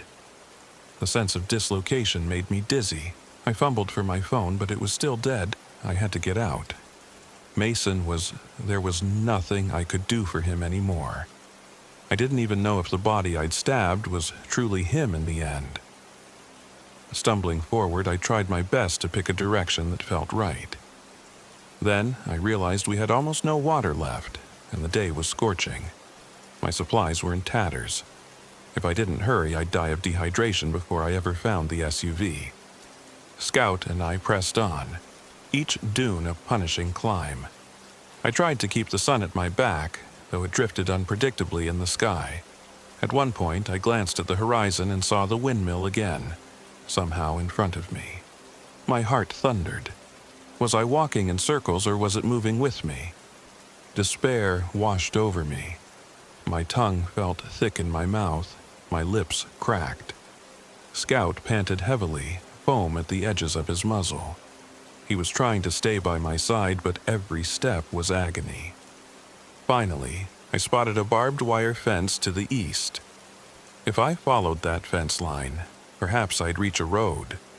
I latched onto that hope. We trudged toward it. Time lost meaning in that ocean of dunes. The sun seemed to hang in the sky forever, or maybe it was only half an hour. I was dehydrated, delirious, half certain I heard Annalise's voice on the breeze. At last, with trembling steps, I reached the fence, and beyond it, a dirt track that might qualify as a road. Relief nearly buckled my knees. I forced them to stay locked, clinging to the fence for support. My next memory is stumbling along that track, Scout limping beside me, until a battered pickup truck with a local ranch plate rumbled into view. I waved frantically. The driver, an older man in a straw hat, pulled over, eyes full of concern as soon as he saw my state. He gave me water, which I gulped down so greedily that it burned my parched throat. Then he told me in a gentle voice that he'd get me to the Thedford Clinic. I collapsed in the seat, letting the world fade around me. When I came to, I was in a small clinic room, an IV dripping fluid into my arm. Scout rested on the floor, wagging his tail weakly when he saw me stir. The nurse told me a rancher found me wandering miles from the main road. She said I was fortunate to be alive. They'd found no one else with me, though I asked about Mason. My story spilled out in broken phrases. The nurse gently told me there was no sign of another man or a campsite or a windmill anywhere near that location. Plenty of windmills in the sandhills, she admitted. But we checked a few in the area. Didn't see your friend. The sheriff came by. I recounted everything with shaking hands. About the possessed windmill, the subterranean chamber. He listened politely, took notes, his face carefully neutral. I could tell he didn't believe me. No windmill matched my description in that region, apparently. He chalked it up to dehydration and heat stroke. They said the Mason Brody I described might be a missing person from elsewhere, but no official reports matched my timeline. My SUV was found eventually, miles from where I ended up, locked and parked. No footprints around it. When the sheriff handed over my bag of belongings, I noticed something that hadn't been there before. A small notebook stained with a rust-colored blot. Inside were pages I'd never written, describing in grotesque detail the murder of a bride in the 1800s. The writing looked like my handwriting, but at the bottom of each page was the name Annalise repeated over and over. The sheriff gave me a wary glance. They had no grounds to arrest me for anything, but it was clear he found me suspicious. They let me go after a few days, and I was advised not to spend any more time in the sun. "Take it easy," the doctor said. On the final day, a deputy approached me in the hallway. He held out a small, rusted wedding ring, battered and caked with dried mud. "Found this in your bag. Looks old, might want to keep it." I stared at it, stunned. It looked eerily like something from that Phantom Brides era. I mumbled thanks, pocketing it. I never told him what it was or how it might have gotten in my belongings. Overwhelmed, I took Scout, who was recovering well, and left Thedford, heading straight home. But the nightmares followed me. My nights became a reflection of that subterranean corridor, the flickering lights, the hideous mirror. In my dreams, I see Mason standing behind me, eyes wide, grin too long, bleeding sand from every orifice. I hear the whimper of the bride, Annalise, chanting for my bones. One evening, a few weeks later, the local police from my hometown came knocking. They had received a missing persons alert for a Mason Brody, apparently filed by his estranged wife. They questioned me. I told them part of the truth, that we went camping, got separated, and I couldn't find him. I left out the supernatural details. Still, I saw the suspicion in their eyes. I considered returning to Thetford with a proper search team, but a co-worker of Mason's told me no one had heard from him in the weeks leading up to the trip. It was as if he'd vanished from every aspect of normal life. I can't prove what happened to him.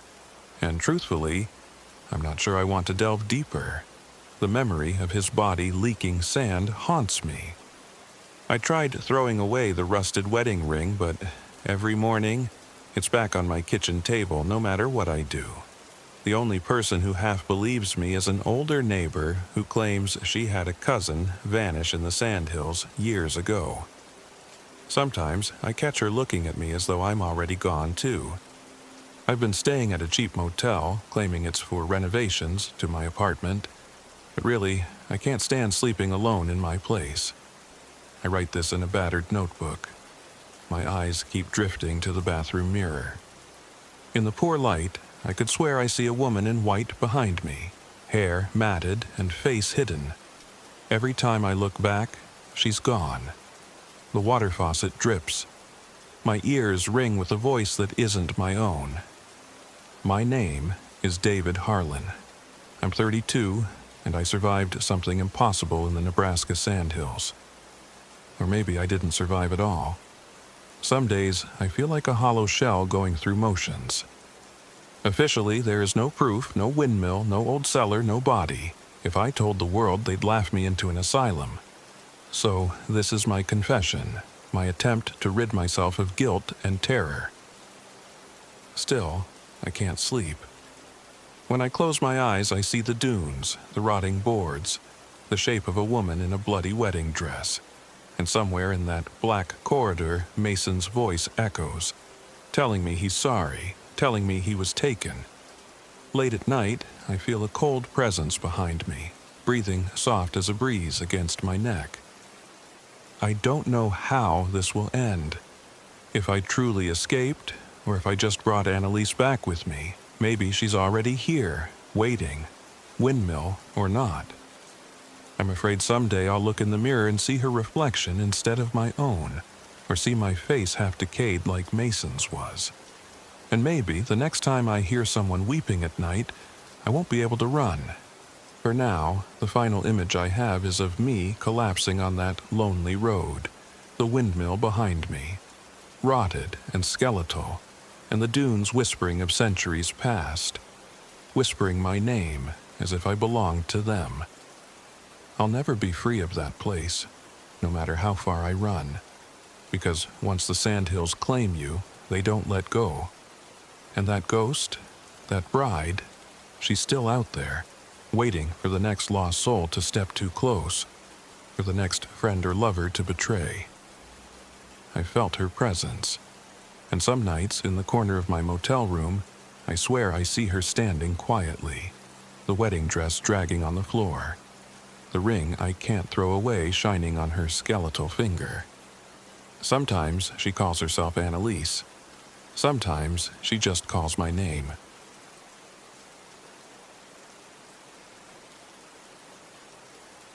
My name is Jack Morris. I'm 34 years old, and this happened in October of 2025, out in the barren, otherworldly landscape of Stool Geologic Park near Crawford, Nebraska. I've spent the past few weeks trying to make sense of it all, sifting through my memories, the photographic evidence I managed to salvage, and the nightmares that still cling to me every night. I'm writing this because I need you to understand just how quickly everything can unravel when something in the dark decides it wants you. I'm not a veteran, nor am I some wilderness expert. I'm just a freelance photographer. I lost my bearings in life after my divorce, so traveling around and shooting nature photos for a blog was my attempt at building a new beginning. When my old friend Chris Dooley invited himself along for my Nebraska trip, I figured it couldn't hurt to have the company. And I had my dog, Ranger, a German Shepherd mix. Big, loyal, sharp-eyed. Whenever I started feeling anxious or lonely, having Ranger around kept me calm. We reached Stool Geologic Park in late afternoon, the sun low and hazy behind the strange rock formations that gave the area its name. The place was empty, a single parking lot with no other cars. The last hint of cell reception vanishing as I checked my phone for the final time. I wanted to photograph the bizarre, mushroom-shaped rock pillars formed by centuries of erosion. The layers of stone looked like stacked plates, an ancient puzzle carved by wind and water. It was the kind of place that feels wrong the moment you step into it, like a dream where the sky is too big and everything echoes a second too late. Chris hopped out of my SUV, stretching his back, all smiles. He was a big guy, 2 years older than me, with a wide grin, coarse red hair, and a single gold ring in his left ear. He used to be the life of the party back in high school, but losing his job as a mechanic had left him insecure. He masked it with jokes, cheap beer, and risk-taking. I'd been worried about bringing him. Part of me knew he was itching for some kind of adrenaline rush. "Jack, my man, you sure we'll find a decent campsite here?" Chris asked. "I'm not seeing anything but dusty rocks and lizards." "That's the point," I said, gesturing at the low spires and ridges. "I need photos of weird, remote landscapes for the blog. Readers love the sense of isolation." I looked at Ranger, who had leapt out of the car and was sniffing at a scattered pile of stones. "Besides, we can't get more isolated than this." Ranger didn't wag his tail or sniff around with curiosity. Instead, he tensed up, ears high. It gave me a vague sense of worry. I tried to dismiss it. Dogs get spooked by new scents all the time. We loaded our gear, tents, sleeping bags, camera equipment, enough food and water for a few days, into our packs and followed a barely visible trail deeper into the park.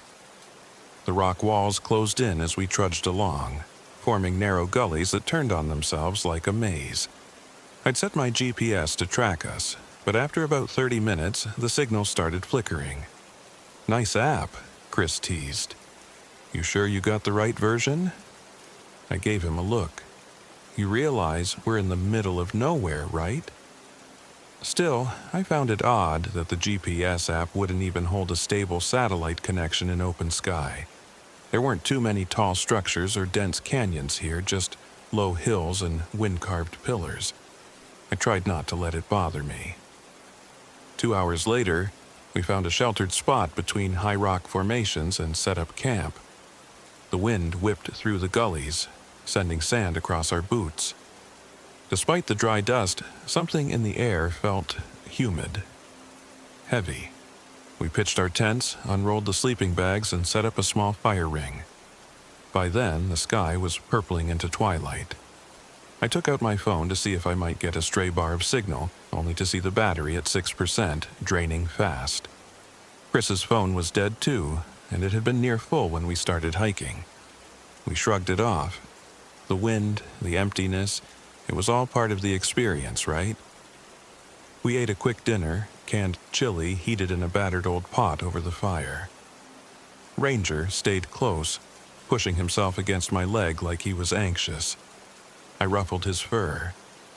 He let out a soft growl at the darkness beyond our little circle of firelight. "Hey, buddy," I whispered to him. "It's all right." Chris tossed a small twig into the flames, which leapt up in a sudden burst of bluish green. I blinked in confusion. Sure, certain metals or chemicals can change fire color, but where'd that come from? "Whoa," Chris said. "That's weird." I gave a half laugh. "Maybe the ground's got copper or something." "Yeah, maybe." Chris's voice carried a note of unease, but he forced a chuckle. "Looks cool, though." We tried to settle in for the night. Ranger curled up at the entrance to my small tent. Chris had his own tent a few feet away. The rock walls around us made me feel pinned in, like we had hidden ourselves in the crook of some giant elbow. I was dog-tired from the drive and the hike, but sleep didn't come easy. I jolted awake at some point. Hearing Ranger's frantic barking, I crawled out of the sleeping bag, unzipping the tent, my heart thudding in my chest. The moon was high, casting silver shadows across the stone. I saw nothing out there, no movement. Ranger was barking at an empty space just beyond the circle of rocks. Chris poked his head out, hair a wild tangle. "Jack, what the hell's going on?" "Ranger hears something." I patted the dog, trying to calm him. Gradually he quieted, but continued a low, rumbling growl. The wind moaned. I thought I caught a whisper of human laughter, faint as a dying echo, but it might have been the breeze scraping through the formations. Eventually, we all went back to sleep.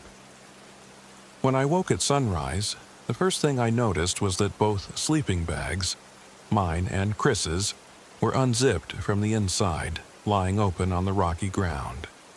I always zip up my bag. Even if I'd tossed around in the night, it wouldn't have ended up fully unzipped and lying outside my tent. Chris was as rattled as I was. He muttered, "Maybe we were sleepwalking?" "Both of us?" I asked. "And how'd we manage to do that without unzipping our tents first?" He had no answer. Ranger sniffed around the sleeping bags, whining, refusing to stop until I ushered him away. Something about them must have smelled off to him. I almost packed up right then, but I talked myself out of leaving. We had invested money in this trip, and my blog project depended on capturing unique images. Besides, maybe we had both just been rattled by the unfamiliar environment and the wind. It was probably some bizarre coincidence, I told myself. We made coffee in a small metal pot, noting that the water tasted stale. Fine. We forced it down, hoping for a boost of energy. I strapped my camera around my neck, loaded up with fresh batteries, and we set out to explore more of the formations. It was mid-morning when it happened. Chris and I were examining a peculiar cluster of rocks that seemed to form an archway near a shallow cave. Ranger kept his distance from that cave entrance, letting out a sharp bark whenever we got too close. I knelt to get a shot from a low angle, focusing on the wind-worn details that resembled claw marks. "I swear," I said, peering through the viewfinder, "it looks like a giant paw scratched the stone." Chris was about to respond when my camera's battery icon went from full to empty in an instant. The device shut off. I cursed, checking the battery. It was brand new.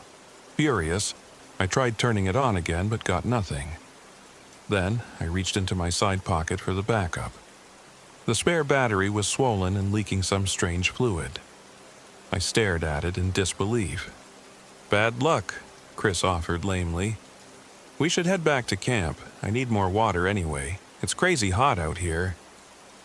But as we started back, we discovered that the narrow gully we came through had changed, or maybe we had just turned the wrong way.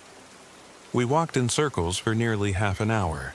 The GPS on my phone, though it was nearly dead, flickered and spun, refusing to lock onto a route. Eventually, by pure happenstance, we found a rocky outcropping I recognized and managed to locate the camp. Our supplies waited for us, exactly where we left them. We discovered a new problem. Half the food in my pack had gone moldy. It was black, with fuzzy growths, an impossible rate of decay for items that had been sealed and supposedly stable. Even Chris's bag of trail mix, which he'd only opened the day before, had a greenish patina. He cursed when he saw the white maggots wriggling in the corner of the package. "All right, that's it," Chris said. "We're dealing with messed up water, phones dying, and now rotting food. Let's move on." He paused, wrestling with the zipper on the side pocket of his backpack. His voice lowered. "But, Jack, you said you needed a few days, right? That was your plan." I frowned. "You want to leave already?" He exhaled heavily. I mean, this place is creeping me out. Everything about it is just, look at your dog. Ranger stood near one of the rocks, staring at something I couldn't see. His hackles were raised, his teeth bared. He never acted that way unless there was a threat, but the space was empty. No wildlife, no sign of life at all, in fact. I sighed. Give it one more night. We can bail tomorrow if things keep going wrong. Let's just see if we can salvage something for the blog.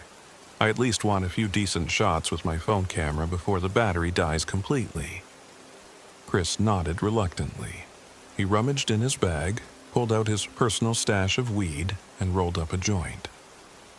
I'll go find some wood for a fire later, he said, less to me and more to calm himself. I need to relax. This place is messing with my head. He lit up, took a few puffs, and offered it to me. I declined. He strolled off by himself, around the bend in the canyon. Ranger and I hung back at camp. I tried to feed Ranger, but even he wouldn't eat the dog food anymore. It had started to smell rancid. Desperate, I ended up giving him a small portion of fresh jerky I'd hidden in a sealed container. Thankful it was still edible. Time passed in a bizarre way that afternoon. The sun seemed stuck in the sky, creeping too slowly. I sat in the shadow of a boulder, nibbling a protein bar I hoped was safe. Minutes felt like hours. I dozed off at one point and woke to find that the sun was in nearly the same position.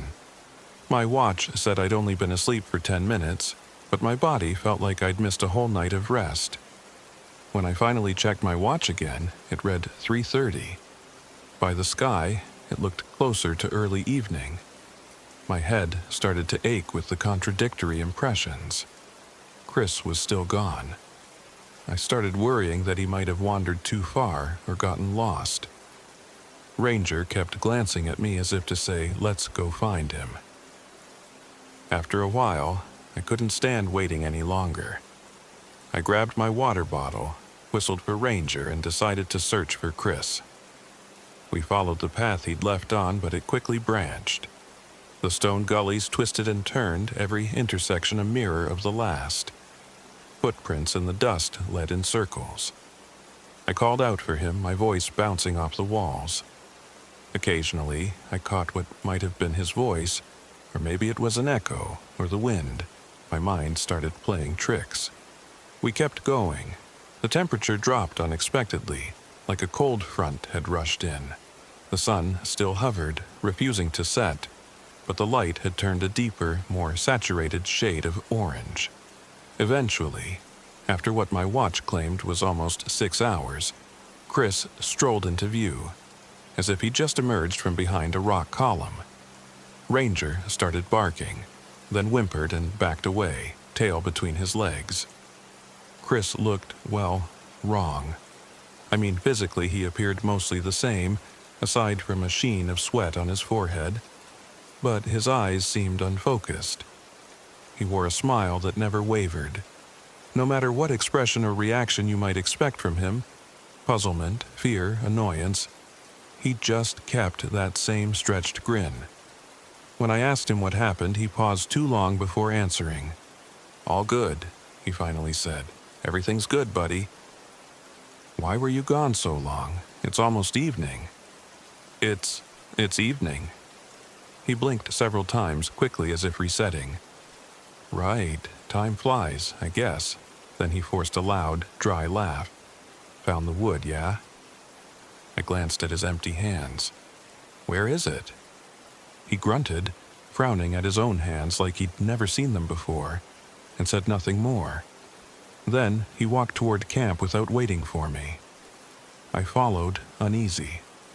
Ranger kept glancing over his shoulder at Chris, letting out anxious yips. Back at camp, Chris busied himself rummaging through supplies. He didn't offer any explanation for why he had no firewood or how he managed to get lost for so long. Instead, he squatted by the dying embers of last night's fire, messing with them, and said in a low voice, "Gotta feed. We gotta eat, right?" I felt a surge of dread. "Chris, what exactly did you do out there?" He gave me that too long smile. "Hunted, right? But it didn't work out." Goosebumps rose on my arms. Something was fundamentally off. Yet, I tried to remain calm, telling myself that Chris was maybe high, or dehydrated, or something. I was too rattled to push him.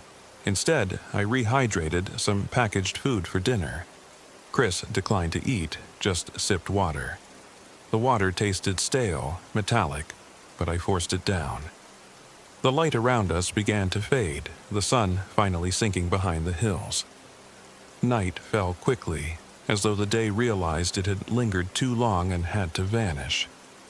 We sat by the new fire I made, which crackled in uneasy spurts. Ranger paced restlessly, sniffing the air. Chris occasionally let out a soft chuckle at nothing in particular. When I asked him what was so funny, he blinked and said, "I've been gone a long time, buddy," in a calm, almost serene tone. Eventually, I crawled into my tent, anxious to get some sleep. Ranger curled up at my side, his ears twitching at every noise. I heard Chris moving around for another half hour before everything grew silent. Sometime in the early hours, I woke to quiet scuffling sounds in my tent. My stomach lurched, imagining the sleeping bag fiasco. I flicked on my flashlight. Chris was in my tent. He was standing over me, holding my own hunting knife, staring down at me with that same unwavering smile. For a few seconds, I couldn't even move. Then Ranger lunged, barking and snarling, snapping at Chris's arm. Chris darted back, slicing the air with the knife. He nicked me in the calf, a shallow cut, but enough that I felt hot blood trickling down my leg. I yelped in pain. Ranger sank his teeth into Chris's shoulder, and Chris let out an unearthly shriek that cut through my ears. Suddenly, he was gone. He slipped backward out of my tent and dashed away into the darkness. Ranger tore after him, but I whistled, my heart pounding, afraid for the dog. Ranger returned, panting, bits of blood on his muzzle. I hobbled out of the tent, shining my flashlight in all directions. Chris was nowhere in sight. 1,000 thoughts hammered in my skull. He's lost his mind. He's possessed. He's dangerously high. He tried to kill me? I didn't know what to believe. The rational side of me demanded I pack up and leave now. But it was dark, and I had no idea where Chris had gone. Part of me still wanted to help him. Maybe he was in trouble, but I couldn't do it in the pitch black with a bleeding leg. I just barricaded myself in my tent and prayed the wind would drown out the horrifying laughter I thought I heard from somewhere far off in the gullies. My sleep was fragmented. I woke with the sunrise, half expecting Chris to return and apologize, or maybe be lying in a corner, sobbing. But the campsite was still. My bandage cut stung. Ranger had a cut on his snout, likely from Chris's frantic swipes. I packed up quickly, intending to search for Chris for just an hour or two before I'd cut my losses and get out. Survival instincts kicked in. This was no normal scenario. Something was deeply, violently wrong. I checked the meager supplies we had left. A quarter of the remaining food was rotten or covered in insects. Water was still okay, but I didn't trust the taste. The one saving grace was that I'd stashed a small metal canteen with filtered water inside my sleeping bag. It was untouched. I ventured out, calling for Chris, though my voice came out hoarse. The wind had picked up again, swirling dust in tiny cyclones. The gullies felt like labyrinths of stone. Ranger stayed close, sniffing the ground. We turned a corner and discovered a small natural alcove in the rock, partially hidden by scrubby bushes. What I found inside made my stomach churn, a dead deer, half-eaten. The body was fresh, yet the flesh around the torso was crawling with maggots. It had no eyes, those were gone, along with a lot of the internal organs. Blood had pooled around the carcass, now crusted with dirt. and off to the side was one of Chris's gloves, stained dark red. It made no sense. Chris wasn't a savage. Or was that even Chris who did this? My mind spooled, dredging up old legends of wendigos or other shape-shifting monsters that devour the living. But those were just stories, right? But reality had become so twisted that I couldn't dismiss anything. The rotting deer, already teeming with maggots, suggested it had been dead for days. But Chris had left camp only hours earlier. Ranger barked and then whimpered. He bolted away, deeper into the rocks, as if chasing some invisible intruder. I sprinted after him, ignoring the pain in my leg. We navigated winding, narrow passages, the walls pressing in. Eventually, we emerged into a small clearing overshadowed by towering rock spires. My watch read noon, but the sky had the saffron tint of late afternoon. The sense of confusion over time spiked again. Ranger paused, muzzle low to the ground, hackles raised. And then I saw it. A shape hunched near the far wall, partially hidden behind a boulder. Thin, gangly limbs pale in the dusty light. At first, I thought it was Chris, but then it rose and looked at me, revealing a face of blackened bone. The skin was tight and brittle, like parchment. Its eyes glowed with an amber flame. Antlers, twisted and sharp, protruded from its head and scraped the rock overhead. Yet, it still wore the tattered remains of a shirt that looked eerily like Chris's. Or maybe that was just my mind trying to connect dots. My pulse hammered as I froze in place. It opened its mouth, the jaw creaking like an ancient door, and out came a voice that sounded exactly like my older brother, Garrett, who died when we were kids. The monster said, "Jackie, come here. It's safe, buddy." The same phrase Garrett used when we swam in the lake the day he drowned. I nearly vomited from raw terror. The thing twitched, each movement accompanied by an almost insectile clicking in its joints. Then it scuttled up the rock face, antlers scraping, and vanished over the edge. Ranger barked wildly, but I called him back, heart in my throat. That was not Chris, but it somehow had elements of him, his shirt, maybe, or perhaps a hideous imitation wearing tattered human clothing for some reason I could not begin to fathom. I retreated, half crawling, half running back to camp, Ranger at my side. Once there, I frantically packed everything. What little remained of my food, the half-rotten items I cast aside, the tent, my flashlight, matches, the camera gear, useless though it seemed, and my first aid kit. The entire time I felt as if we were being watched or herded. My sense of direction was shot. My only hope was to get out of Toadstool Park by traveling in what I believed was east, where the small, single road from the parking lot stretched back toward Crawford. I set off, limping on my cut leg, Ranger at my side. The dust storms kicked up again, obscuring the horizon. Time crawled or froze, I couldn't tell. I found myself passing the same bizarre rock formation again and again. The formation had a twisted protrusion that reminded me of a giant bird's beak. Each time I ran across it, I felt a surge of panic. No matter which way I turned, I ended up in the same place. Exhaustion took hold. I sank against a rock, panting. Ranger whined. I poured a bit of water from the canteen into my palm for him. My watch read 1:30 in the afternoon. The sky looked like sunset. The wind was cold enough to make me shiver. I closed my eyes just to gather my thoughts, and found myself in my old childhood bedroom. I mean that literally. When I opened my eyes, I was leaning against my childhood bedroom wall, complete with the old posters of skateboarding icons. The twin bed with the green comforter, even the stuffed dragon I had as a kid. My mind reeled. But outside the window, instead of the front yard and the street lamp, I saw toadstool spires, tinted red by the setting sun. The air smelled of dust and rotting meat. I stumbled to my feet, stepping on a loose floorboard that squeaked, my hands shaking. Then the door across the room creaked open, revealing Chris. He walked in on all fours, scuttling like a giant insect, his face contorted into that grin, eyes lifeless. He opened his mouth. My brother's voice poured out once more. "Jackie, come on, water's fine, don't be scared." Behind him, a shape flickered. Some tall, antlered beast with blackened bones. A rattling hiss filled the space. I wanted to scream, to run, but I couldn't move. The shape lurched forward, and darkness swallowed everything.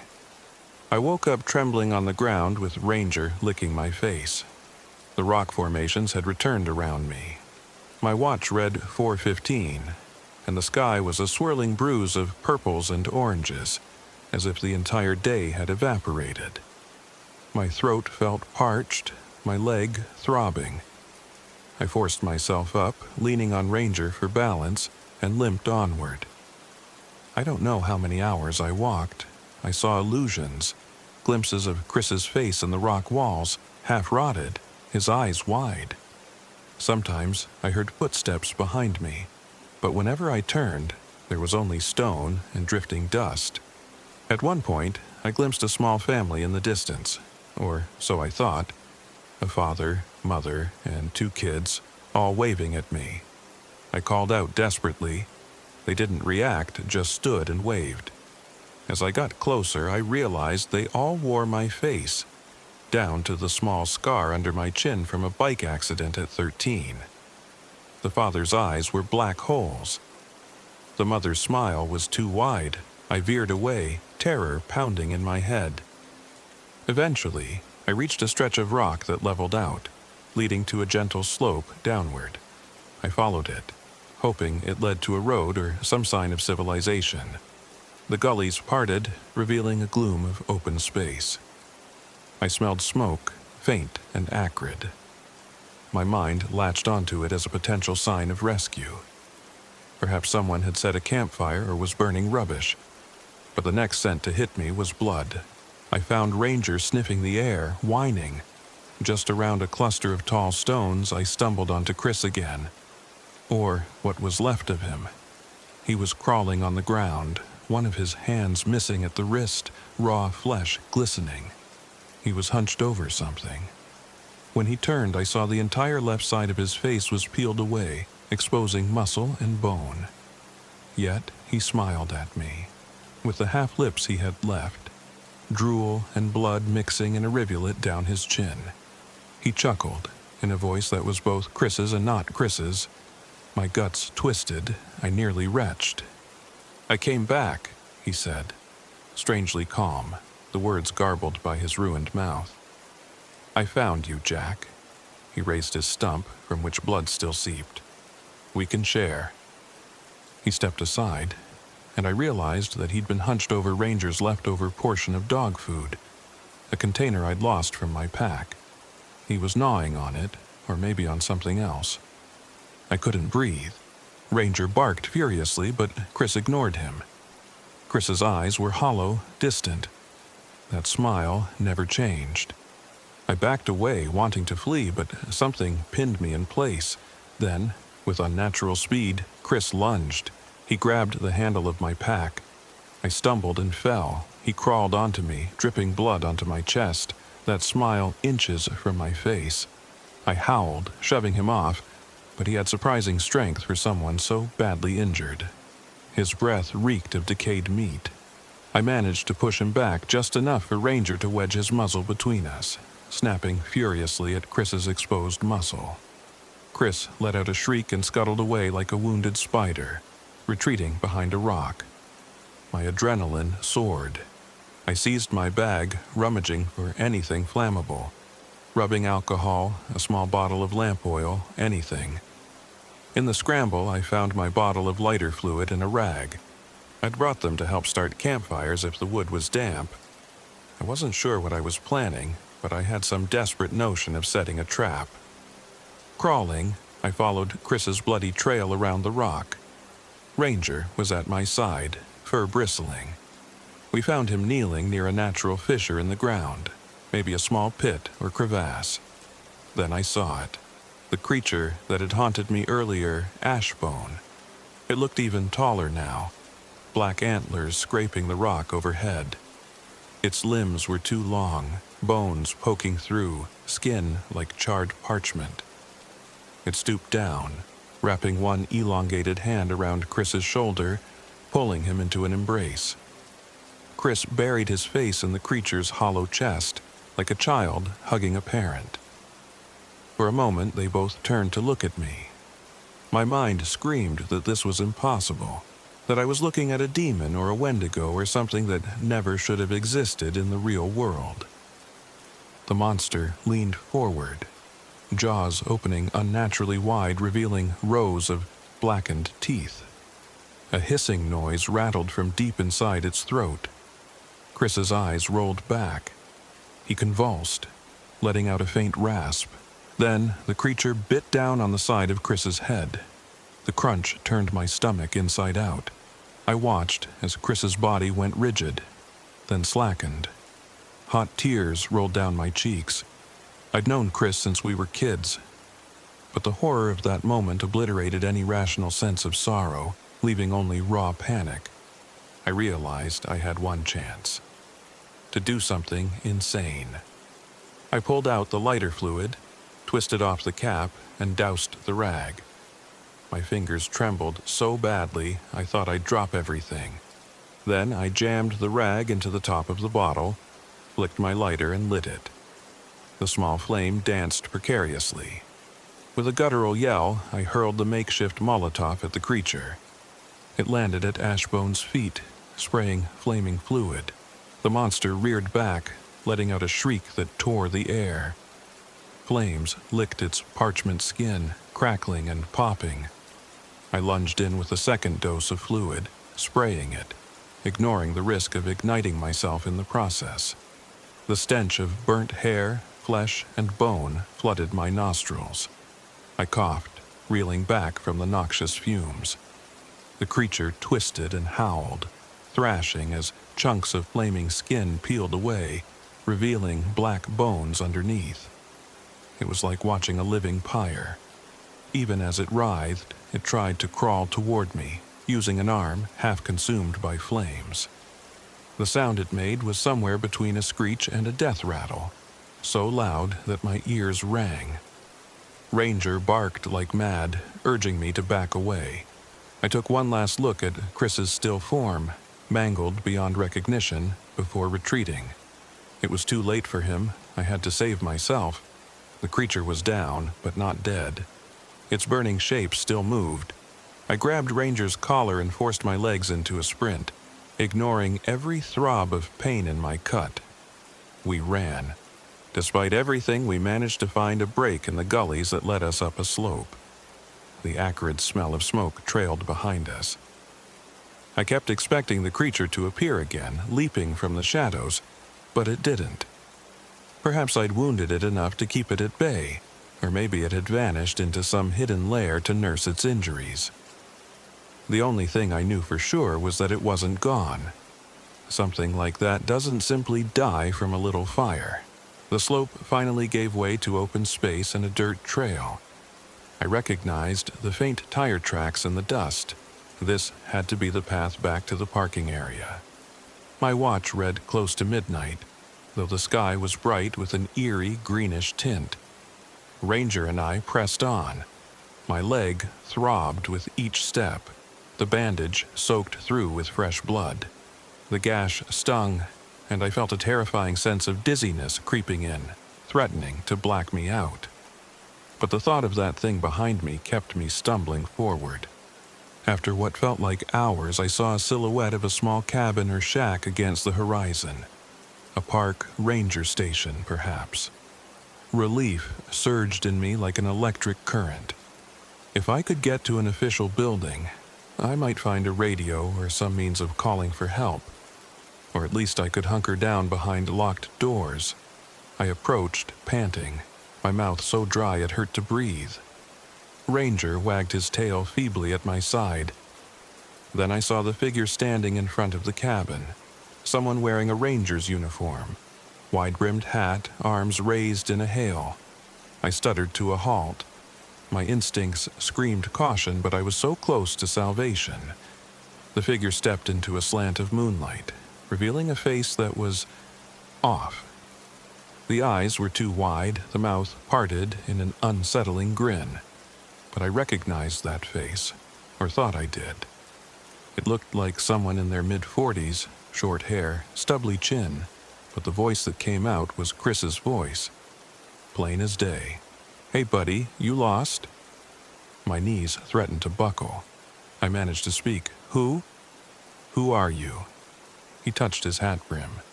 "Name's Dooley," he said, echoing the last name of my friend. The grin never changed. "Let's get you inside, yeah?" I took a step back.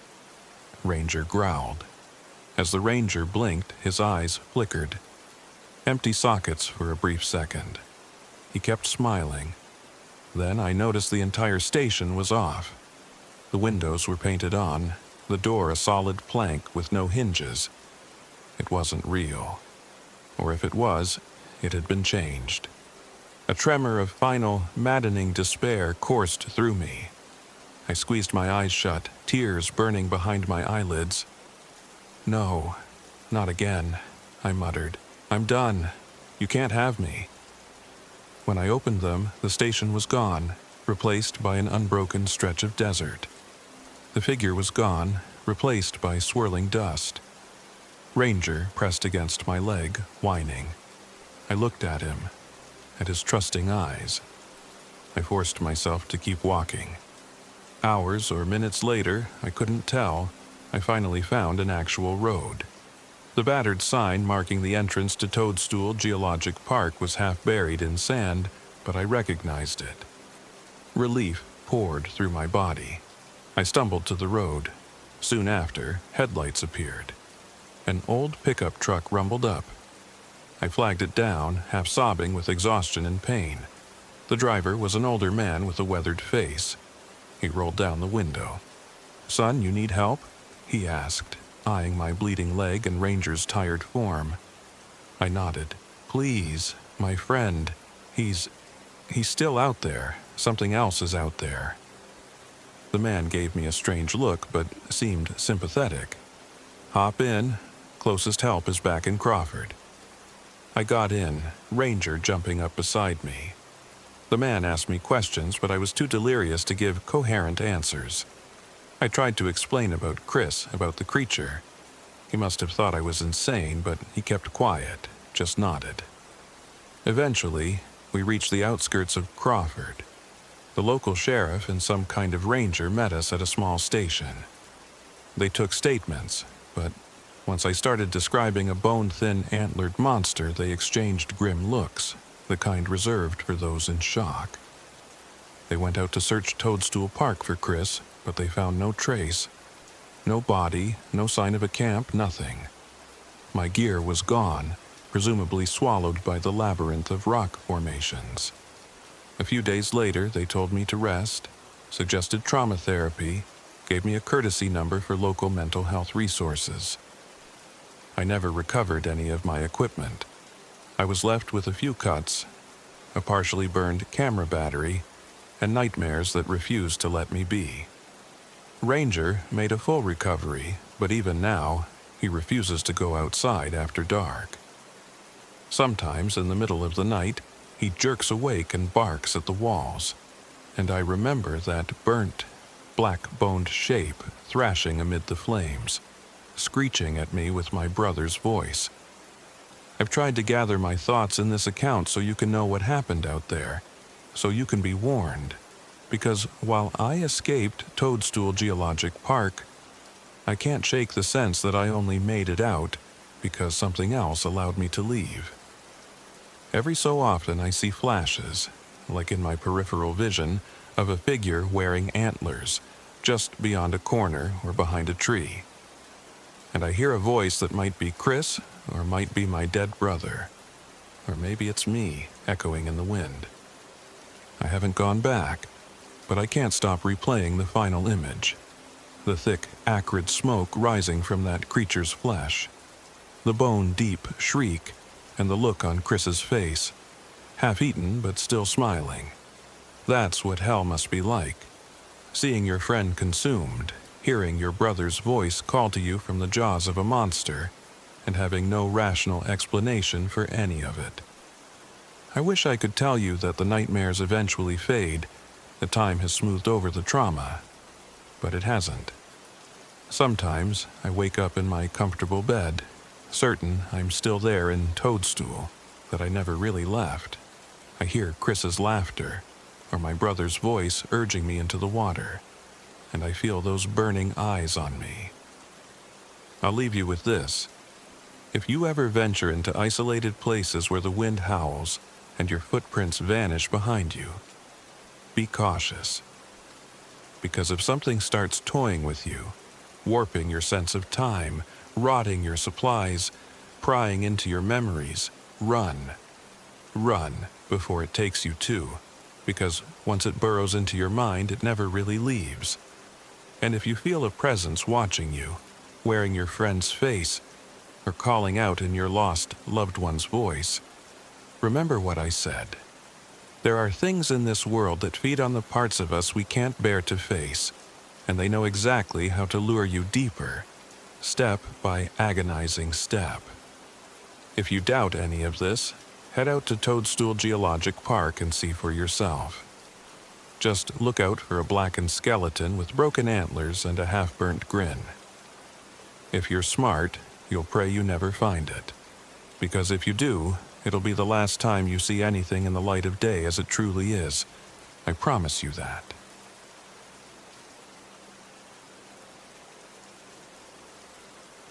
My name is James Fletcher. I'm 37 years old, and this happened in late October of 2024. I've never told the full story before, not like this. Most people wouldn't believe it, or they'd think I was just another hiker who got lost and let panic feed him delusions. But what I saw, what I felt, I know it was real, even if I wish it wasn't. I decided to hike Pine Ridge Trail in the Nebraska National Forest near Chadron. It's a spot that, for me, carried a sense of opportunity. I wasn't a veteran or an experienced outdoorsman, just a freelance photographer who needed to get away from the city noise. The irony is, out there, I found a noise far worse. The silence that hums when the normal laws of time and life start breaking, or when something in the woods is watching you. I was in a rough patch, a recent divorce, some health scares, too much drinking. I'd been sober for 6 weeks, a record for me. I told myself I'd prove I could do a solo hike and take some pictures of the lesser-known trails. Pine Ridge, with its rolling ridges of conifers and dusty paths, sounded manageable. The plan was simple. 4 nights alone with my camera and my faithful dog, Radar, a German Shepherd mix who'd been with me for 5 years. On the drive up from Omaha, the sky turned that pale, watery gray that October sometimes brings. Right before reaching the forest boundary, I lost service on my phone. Not unexpected, some places in Nebraska are dead zones, but it marked the last time I'd see a working phone signal for days. I turned onto a dirt road leading to an unofficial trailhead that local hikers recommended. When I parked and stepped out, the air smelled of pine resin and something else, something older. I remember pausing to breathe it in, not realizing that it was going to become a stench of rot and foreboding. I gave Radar a quick pat. He wagged his tail, eager to explore, ears perking up at every noise. With my pack on and camera slung around my shoulder, I locked the car and headed into the tree line. It was late afternoon. The hush of the forest enveloped us immediately. No distant car engines, no hum of city lights, just the crunch of leaves under my boots and the pant of my dog trotting beside me. I planned to reach a spot marked on my GPS for the first camp, but a couple of hours in, the GPS began to glitch. The arrow that was supposed to show our position started flipping backward, then jumping a mile away. I chalked it up to poor signal, or maybe a cheap device. I still had a printed map, so I consulted that. It looked straightforward, but I'm not the best with navigation. Still, I was determined. The sun was dropping lower, so I picked up the pace, keeping the direction I assumed was north. By twilight, I realized we weren't near the site indicated on the map. We were in some small valley thick with pines, the ground sloping into a ravine. I was annoyed, but not worried. I found a flat area close to a large fallen log and set up camp. I built a small fire with local kindling. Radar sniffed around the perimeter, seemingly on edge. Normally, he'd be content lying by the fire, but he kept prowling in circles, ears pricked toward the dark. I tried to reassure him, but something in the air felt off even to me. A scent I couldn't name, like wet earth and charred hair. Night brought an uncharacteristic chill. My phone's battery read 82%. I figured that was enough for 2 or 3 days if I kept it off most of the time. I ate a quick meal of dehydrated rice, fed Radar, and crawled into my sleeping bag. The hush of the forest lulled me to a doze. I woke up sometime later, drenched in sweat despite the cold. My watch said 2:08 a.m. My phone was dead. I tried powering it on, but it wouldn't respond. The darkness pressed in, and the shadows around the tent felt strangely alive. Radar whimpered once, low in his throat, but that was it. I eventually fell back into an uneasy sleep.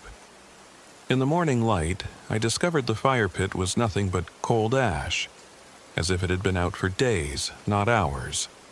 Normally, you'd find some embers, or a bit of warmth beneath the ashes, but it was like I'd never lit it at all. The sun was high enough in the sky that I suspected it was mid-morning, but my watch read 7:12 a.m. Time was already beginning to feel slippery. I tried my phone again. Still no life. Annoyed, but not yet alarmed, I checked my GPS. It flickered on, but it placed us almost 9 miles southeast from where I believed we had camped. That was impossible.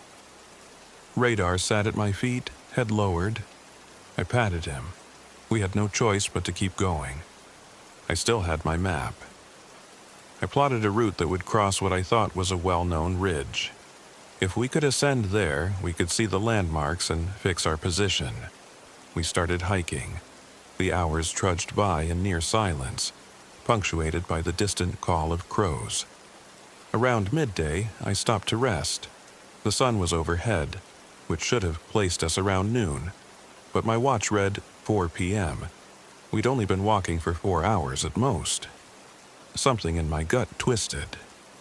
Radar, panting, looked at me with eyes that seemed anxious, as if he sensed my confusion. We continued. Up ahead, through the pines, I saw a figure leaning against a tree, back turned to us. My heart leapt. Another hiker. Thank God, I thought. I shouted a greeting and hurried forward. The figure stood and turned. She was a woman, maybe mid to late 20s, hair in a loose ponytail, wearing a well-worn hiking jacket and cargo pants. "Hey," she said, voice hoarse. "Thought I was the only one out here." I introduced myself, said something about being lost. She gave her name, Erin Voss. She told me she'd started from a different trailhead about a week ago. She was supposed to do a 3-day loop, but got turned around. She had no phone signal either, and her map didn't match the trail anymore. Her canteen was nearly empty, but she seemed oddly calm about that. Something about the way her eyes flicked around unsettled me. She would barely meet my gaze. Still, a companion was better than none. We decided to combine efforts. She had some water purification tablets, while I still had enough supplies to share. We checked each other's maps. Our routes overlapped in messy contradictions, like each map had a different version of the same forest. We figured if we stuck to the ridges, we'd eventually find a marked path or a recognizable landmark. Pine Ridge wasn't exactly the largest place on the planet. Someone would come along eventually, or we'd see a ranger station. We walked together for hours. She asked about Radar, praising him as a good guard dog. Radar kept his distance, nose twitching whenever Aaron moved too close. When I tried to talk about normal things, jobs, family, Aaron gave short answers. I didn't push. Everyone out here had a story. Maybe she was just private. We camped that night in a clearing. I started a fire. Aaron watched with an unsettling intensity as I lit it, as if she needed to memorize the motions. When I handed her a water bottle, she sipped slowly, eyes fluttering shut. It was like she was savoring the sensation of drinking for the first time in days. Radar sat at the edge of camp, keeping his gaze on Aaron. That's when I first felt something was off about her. I tried to sleep in my tent with Radar inside. The night was cold again. Around what I guessed was 1 a.m., I woke to find my sleeping bag unzipped from the inside. Radar was gone. Panicked, I unzipped the tent and scrambled out. The moonlight revealed an empty campsite. Aaron was gone as well. I fumbled for my flashlight. The beam wavered across the clearing. My stomach knotted when I saw that the campfire was nothing but cold ash, once more looking as if it hadn't been lit in days. I circled around the site calling for Radar, silence, then a faint bark from somewhere deeper in the forest. I ran toward it, heart hammering in my chest. Branches scraped at my arms like skeletal hands. After a few minutes, I found Radar cowering behind a thick pine. His leash was still inside the tent, so he must have escaped on his own. He trembled when I approached, pressing his flank against my leg.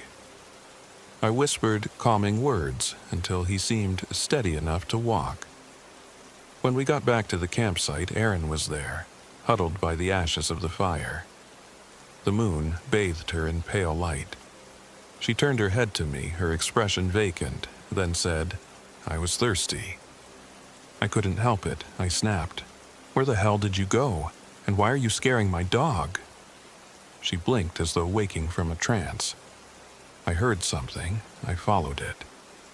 Her voice quavered, but there was no genuine emotion in her eyes. I wanted to question her more, but she just repeated, "I was thirsty," and lay down on her sleeping pad. I dragged Radar back into my tent and forced myself to try to sleep, ignoring my pounding heart. By morning, my phone still wouldn't turn on. Aaron was awake, or at least upright, staring into the distance. The remains of the fire smelled foul, like rotted meat. I kicked at some of the ashes and found a half-burned mass of what looked like small animal bones. I hadn't put them there. I remembered hearing no sounds of anyone near the camp except Radar barking in the distance. Aaron offered no explanation. She just shrugged and said, "Woods do weird things." If I hadn't been so unnerved, I'd have demanded answers. But I felt a chill crawling across the back of my neck, telling me not to push it. That day, we decided to continue hiking together. We both needed water, so we aimed to locate one of the streams that fed into the White River. According to the map, it should have been a short hike, maybe half a day tops, but the forest refused to match what was on paper. It was close to noon when Radar suddenly took off. He sprinted into the undergrowth, yelping as if in pain. I chased after him, but Aaron grabbed my sleeve, stopping me. "Let him go," she said, voice low.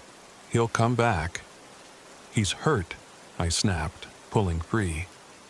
Aaron just stared, her eyes flicking with hunger, anger. I couldn't tell.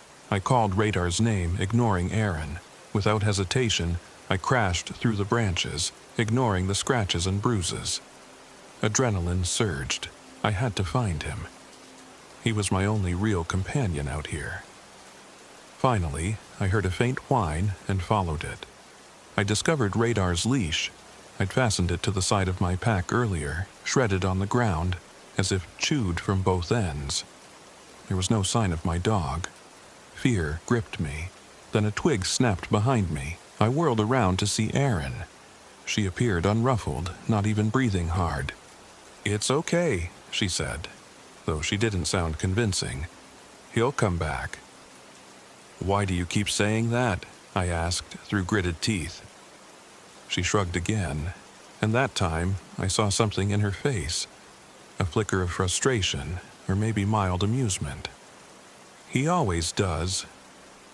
The phrase chilled me. "Who's he? Radar? You've never met my dog before yesterday." She tilted her head as though she genuinely didn't understand my question. Then she said nothing, just turned and began walking. I had no choice but to follow, in the desperate hope Radar would find us. My heart churned in dread. The day stretched on. The sun's position seemed locked at a dim haze behind the canopy, refusing to commit to either noon or late afternoon. I felt nauseous, disoriented. Erin strode ahead, never tiring. At times her arms would swing strangely, or her head would jerk in a brief spasm, as if she was trying to shake something off. We'd come across twisted tree trunks that formed unnatural arches, each splintered but still standing. Scattered along the path were small carcasses of birds, perfectly arranged in circles. A few hours later, or maybe more, time was impossible to pin down, I was about to call for a break when Radar stumbled into view. My relief soared, but turned to dread when I saw that he limped. His right front paw twisted. Blood matted the fur around his muzzle. I ran up and carefully examined him. There was no obvious wound except for that strange misalignment of his paw.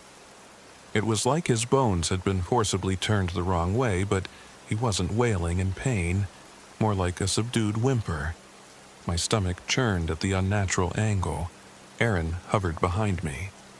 "He's back," she said, voice flat, lacking real emotion. I snapped at her, telling her to shut up as I tried to help Radar. The dog's paw was too twisted to set properly.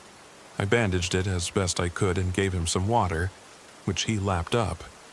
He was trembling, though, eyes darting around as if he'd seen horrors unimaginable. At that point, I told Erin we should find a vantage point or a ranger station. She gave a cold little laugh. "Ranger station might be on the other side, but we can go to the tower." "What tower?" I asked. She turned, pointing to the north where the ridges rose higher. "Old watchtower, abandoned decades ago. There's a cabin near it, might have a radio." And the thought of an abandoned watchtower in these twisted woods filled me with unease. But what choice did we have? I needed help for Radar, and we were clearly lost. So we set off again. As we walked, the trail began to loop in on itself, or so it seemed. We'd pass a distinct cluster of pines with claw marks in the bark. Then half an hour later, we'd pass them again from another angle. My sense of time continued to degrade.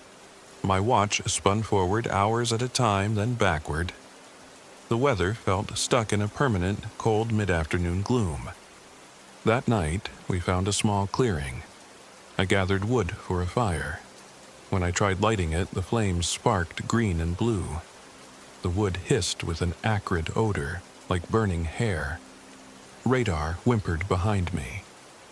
Erin stared into the blaze, transfixed. The shadows it cast were all wrong, lurking, sliding, shaping themselves into humanoid outlines. I felt sure I was hallucinating, but every time I blinked, I'd see the shapes move a little closer.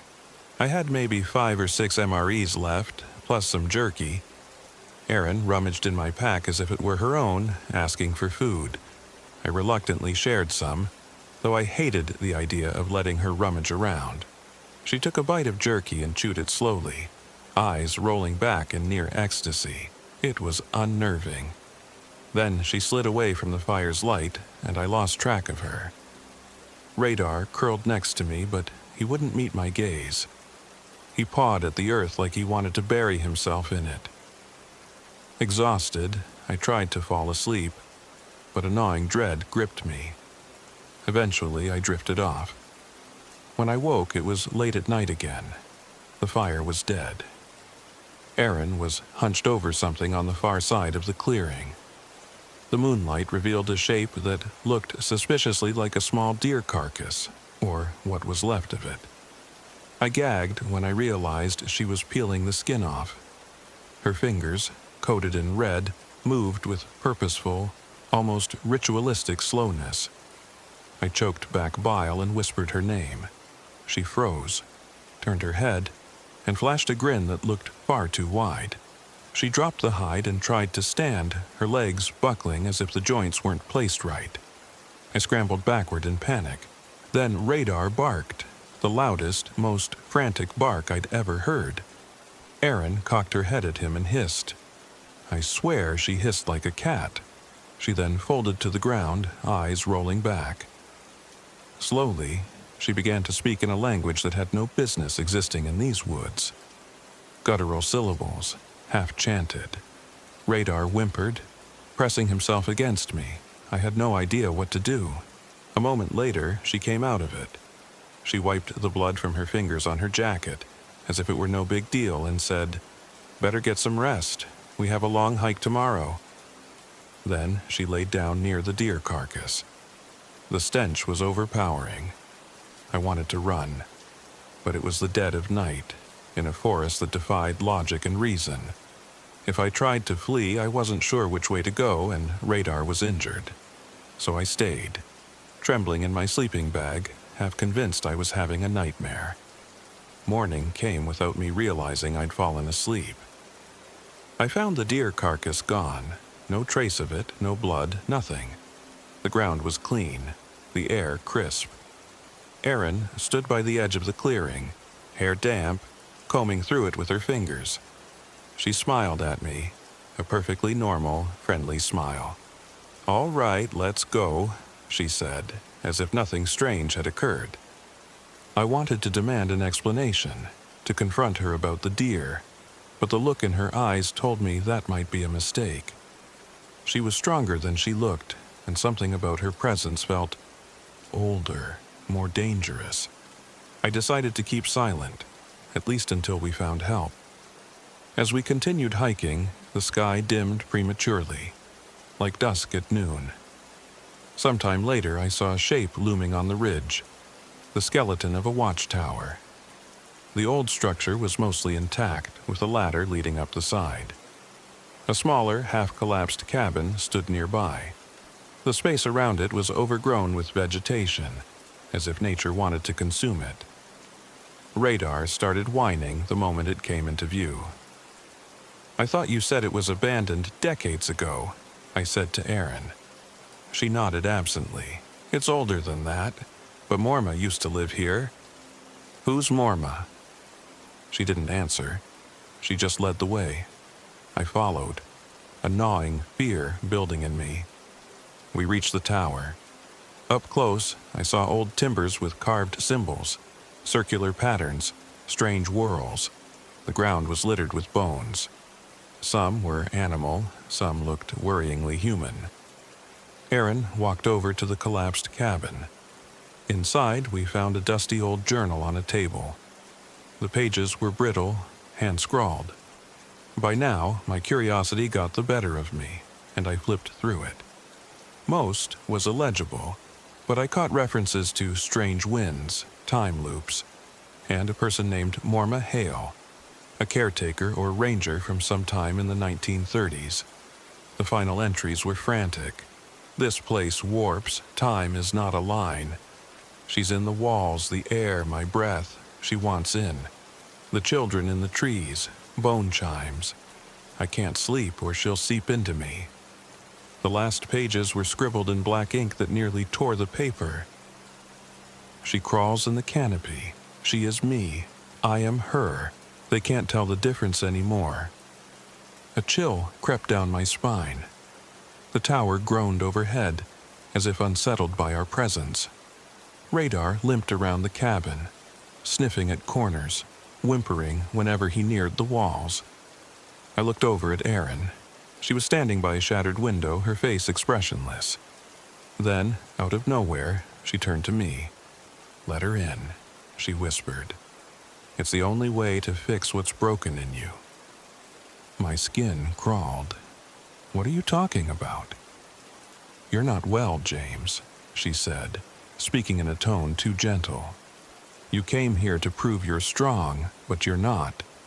She can take your pain. You just have to let her inside." I stepped back, seeing the glint of mania in her eyes. "No," I managed. "We need to find a way out of here." Erin's lips twisted. Then she advanced toward me. Before I could react, she shoved me against the table. Her strength was incredible, not matching her lean frame. Radar barked and limped forward, baring his teeth. She spun around and kicked him. He let out a pained yelp, tumbling across the floor. Something snapped inside me. I slammed my palm onto the table, scattering the journal pages, and lunged at her. We wrestled in the cramped space, tripping over debris. But she was unbelievably strong. Her limbs seemed to bend at strange angles.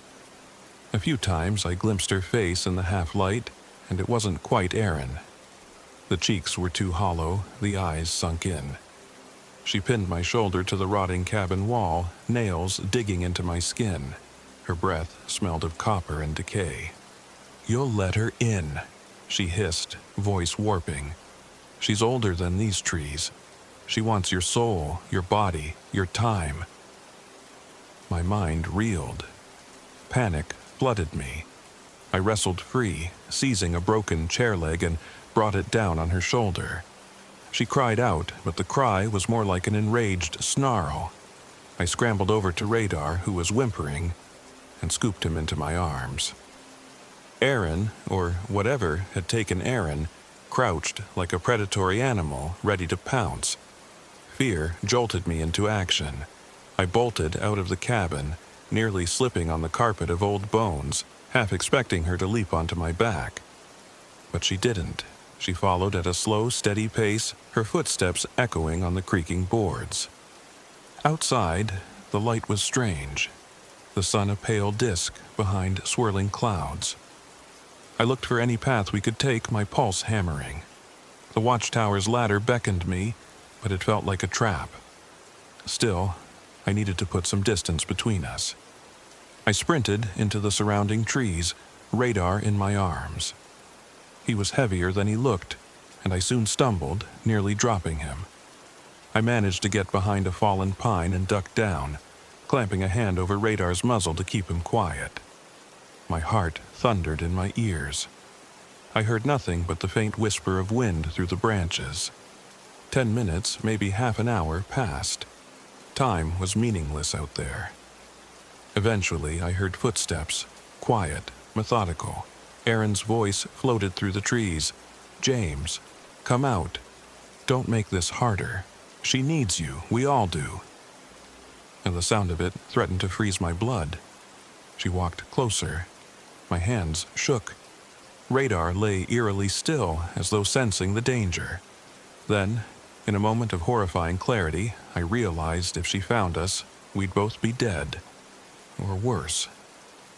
She continued calling my name, singing it in a soft lullaby. I shut my eyes, praying she wouldn't see us. It was a matter of time. Then, after what felt like an eternity, her voice receded into the distance. The forest resumed its dead silence. I risked a glance. No sign of her. We had to keep moving. With Radar hobbling at my side, we trudged away from the tower, deeper into the pines. At some point, the trees thinned. We reached a small ridge that overlooked a narrow valley. The sunlight dimmed as though it were late afternoon, but it could have been any time. My watch was stuck at 4 p.m. My chest burned with exhaustion, but fear kept me going. At the bottom of that valley, we saw a creek bed, mostly dry.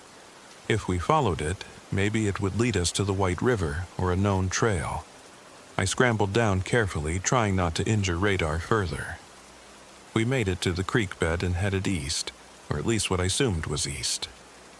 The hours blurred. Sometimes the sky darkened prematurely, and then it'd brighten as if the sun had reversed course. My stomach growled, but the thought of food made me nauseous. I forced down an MRE, ignoring its rancid smell. Radar refused to eat. We drank from the creek, purifying the water with tablets, my last few. It tasted of sulfur and left a metallic tang in my mouth. Then I noticed something was off with the water. Bubbles formed on its surface, as though something beneath it breathed. In the corner of my vision, shadows danced. I turned, expecting to see Aaron. Instead, I saw a glimpse of a pale figure crouched on the opposite bank. Something with long limbs, jointed in the wrong places. It vanished the instant I blinked. We pressed on.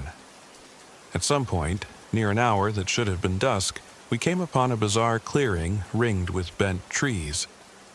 Their trunks bowed inward, forming a circular arch, like a half-finished wooden cage. The ground was strewn with bones again. A single large stone stood at the center, scrawled with the same spiral markings I'd seen in the tower's wood. I recognized them now, the shapes from the old journal. The place reeked of old blood and rancid sweat. I felt a wave of dizziness. Radar whimpered.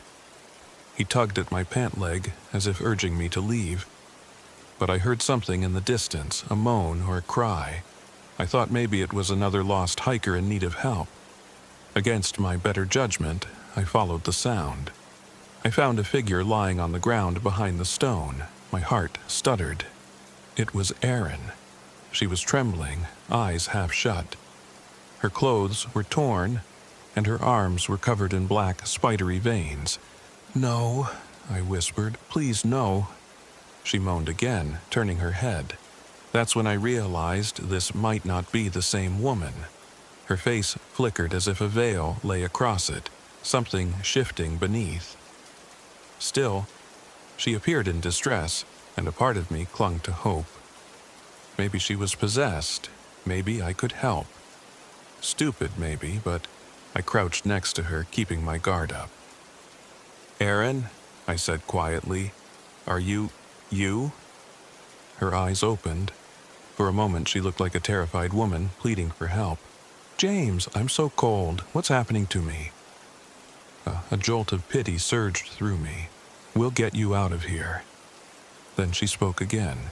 "We can't leave. She's inside me. She's older than the forest. She's twisting time. She wants you, but she's in me." I felt a knot form in my gut. Is there a way to stop her? She began to sob. "The tower. Burn the tower. Burn me. I don't know." Her voice caught as if choking. Then she shuddered. Her eyes lost focus, rolling back into her head. Suddenly, she grabbed my hand with unnatural strength. Her nails bit into my skin, drawing blood. "She's hungry," Erin whispered. Or maybe it was something else speaking through her. "She wants your life." I tried to pull away, her mouth twisted into a rictus grin. "She's older than you can—" Her body convulsed, and a guttural laugh bubbled out. "James, come closer." I yanked free, terror skyrocketing. As I scrambled back, I realized the hand that had touched me was soaked in a viscous black fluid. My head spun with revulsion. Radar barked, startling me out of the trance. I pushed myself up, ignoring the stinging cuts on my hand. There was nothing I could do for her. If that was even her. She looked at me, parted her lips in a vile grin, and then started chanting those same guttural words, each syllable sounding like it came from the bottom of a well. I staggered away, Radar in tow, heart pounding. I heard her laughter echo behind me as I retreated into the forest. I wanted to run until my legs gave out, but I needed to move carefully to keep Radar safe. Eventually, the chanting faded, replaced by the wind rustling the pine needles. At that point, I realized maybe the only way out was indeed the tower. If the tower anchored the madness, as the journal suggested, burning it might free the forest from whatever poison infected it. It was insane, but so was everything else happening. If that's what it took for Radar and me to survive, I'd try it. I had a lighter and a small container of stove fuel. It might be enough to start a serious blaze. The next step was figuring out how to get back. The idea of returning to that cursed place made my stomach churn, but a deeper dread told me it was our only chance. Once more, I tried to rely on my compass and the shapes of the ridges. The forest had other ideas. The paths looped, the pines seeming to shift behind us. The air grew still and heavy. Eventually, after countless wrong turns, we stumbled onto an old track, a game trail maybe, that led uphill. The trees opened, revealing the tower's silhouette on the ridge again. It was closer this time, each timber rung visible in the fading light. My entire body clenched at the sight. We ascended the final slope. The tower loomed, old timbers rattling in the breeze. Beneath it lay the remains of the old cabin. The place was even quieter than before. I approached slowly, noticing fresh footprints, Aaron's footprints leading inside. My heart pounded. I told myself I was doing this for radar for both of us to escape, that we had no choice. Inside the charred remains of the cabin, I found the old journal on the floor, pages scattered. There was a small stash of old, half-rotted furniture. Perfect kindling. I poured stove fuel onto the largest pieces and flicked my lighter. The flame caught with a whoosh, unnaturally bright, casting flickering shadows across the walls. "James," a voice hissed. I spun around to see Erin standing in the doorway, eyes burning with an inner light. She took a step forward, and for the first time, I noticed her knees bent the wrong way. It wasn't just a subtle twist, it was a full reversal, like her legs had been broken and set incorrectly. She grinned, showing teeth stained with black gore. "You're not Erin," I whispered. She cocked her head, letting out a laugh like shattering glass. "I'm older than her. She welcomed me in. Now she doesn't matter. You matter. Your memories, your time. That's what I want." The flames in the room cast bizarre shapes onto her contorted body. She lunged.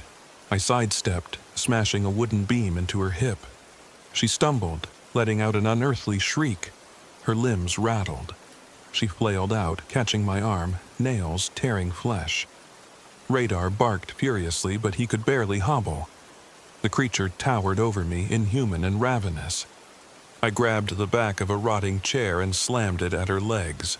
A crack sounded as one of her knees bent even further backward. She howled, the pitch making my ears ring. She lashed out, raking her nails across my cheek. Warm blood trickled down my face. I reeled back, nearly tripping over Radar. She advanced again, chanting that guttural language. I seized a piece of flaming wood, the heat scorching my hand, and drove it toward her. She shrieked, flailing. I used the moment to tackle her to the ground, ignoring the intense flames scorching my arm. My breath came in gasps as I pinned her shoulders, pressing the burning wood against her midsection. The stench of charred flesh was overwhelming. She grabbed my face with one hand, and suddenly I felt another presence in my head, maddening images, glimpses of entire centuries passing in rotting forests, watchers in the trees, bodies strung like puppets, time swirling like a whirlpool. I almost lost myself in the maelstrom, but I clung to one solid thought: Radar, my dog needed me. I tore free from her grip, baring my teeth in a grimace. The flames spread to the walls. Amber sparks landed on broken timbers, igniting them. The cabin crackled and groaned. I forced the possessed Erin deeper into the fire, ignoring her inhuman screams. Her eyes bulged, her spine contorted, vertebrae popping in grotesque sequence. Black fluid dribbled from her mouth. Her voice splintered into a low, rasping hiss. "Time is a circle. She will find you, no matter, no matter." Her final word ended in a choking gurgle. The heat drove me back. Flames licked the ceiling, black smoke billowing. Radar barked, stumbling outside. I followed, adrenaline surging. The entire cabin was ablaze now, an inferno that threatened to spread to the tower. I staggered away, half blinded by smoke, my lungs heaving. We got about 30 yards before I collapsed to my knees, coughing. Radar whimpered. I looked back. The tower's base was catching fire, the old, dry timber too tempting for the flames. Sparks flew upward, swirling into the dark sky. I thought I glimpsed a shape in the canopy overhead, a woman with twisted limbs, creeping along the branches. Or maybe that was the smoke twisting into illusions. A thunderous crack split the night, and the tower began to buckle. The old wood gave way in a tortured groan. Then it collapsed in on itself, sending a plume of embers skyward. For one brief moment, I saw a figure in the flames, impossibly tall, arms outstretched. Then the tower crashed to the ground, scattering chunks of burning timber. I watched the fire, my chest burning with each breath. The heat roiled, snapping the dryness of the air. A wave of relief washed over me, but it was tinged with dread. What if it wasn't enough? Would we ever make it out? Radar whined softly. I stroked his head and forced myself to stand. My body was battered, face throbbing, hand scalded by the burning wood. We needed to find help. The only chance might be to walk until we reached a road or stumbled onto a ranger station. I took one last look at the blazing ruin of the tower and cabin, the swirl of ashes dancing with the orange glow, then turned away. Something about the forest felt looser, though. The trees no longer seemed to press in so fiercely. The air was still harsh with smoke, but the oppressive sense of dread was weaker, like the hold the entity had on these woods was fractured. I started walking, the adrenaline of the fight drained, replaced by exhaustion. Radar limped at my side. It was slow going. The night seemed endless. My watch was stuck at 4 p.m., but it had to be hours since we burned the tower. I'd see flashes of moonlight through the treetops, only for them to vanish behind swirling clouds. Time blurred again. I remember stumbling, leaning against a trunk, my vision swimming. Then the forest opened abruptly to reveal a dirt road. I almost laughed in disbelief. A battered sign read, Chadron State Park, 12 miles. Relief mingled with terror. 12 miles was not a short distance, but it was civilization. I forced my legs forward, certain I was half delirious. We trudged along that dirt road. At some point, I heard an engine, lights. A pickup truck bounced into view, headlights slicing through the gloom. The driver was a man in a faded uniform, some sort of ranger, but his patches looked decades old, from a bygone era. I flagged him down, half collapsing. He helped me into the truck, let Radar hop in the back. He had a strong odor of pipe tobacco and pine. His expression was gentle, but strangely distant. I tried to speak, to tell him everything that happened. He just nodded silently. I asked him where we were. He said, "You're safe now, son." Then the world faded to black. When I regained consciousness, I was in a hospital bed in Chadron. The bland fluorescent lights stung my eyes. An IV drip fed into my arm, and my entire body ached. A nurse appeared, relieved to see me awake. She explained I'd been found near the main road, alone and babbling incoherently. They said I'd been out there for days, possibly more than a week. I asked about Radar, and they said no dog was found, but they discovered a leash wrapped around my own neck. My phone was in my pack, completely waterlogged and burned. They found no sign of Aaron or any other hiker. A day later, a park ranger came by to check on me. A real one, with a modern uniform. He asked me a series of questions, where I'd been, who I'd seen. I told him about the tower and the cabin, the fire, Aaron. He frowned, said there was no such cabin on the official maps, no recent fires reported. I described the approximate location. He shrugged, told me I was likely confused in my delirium. The area I indicated was just empty woodland, no structures for miles. I had no idea what to say. Then, how did I get hurt? I asked. He had no answers. I asked about the dog prints or any sign of blood. He said they hadn't found anything, not even footprints.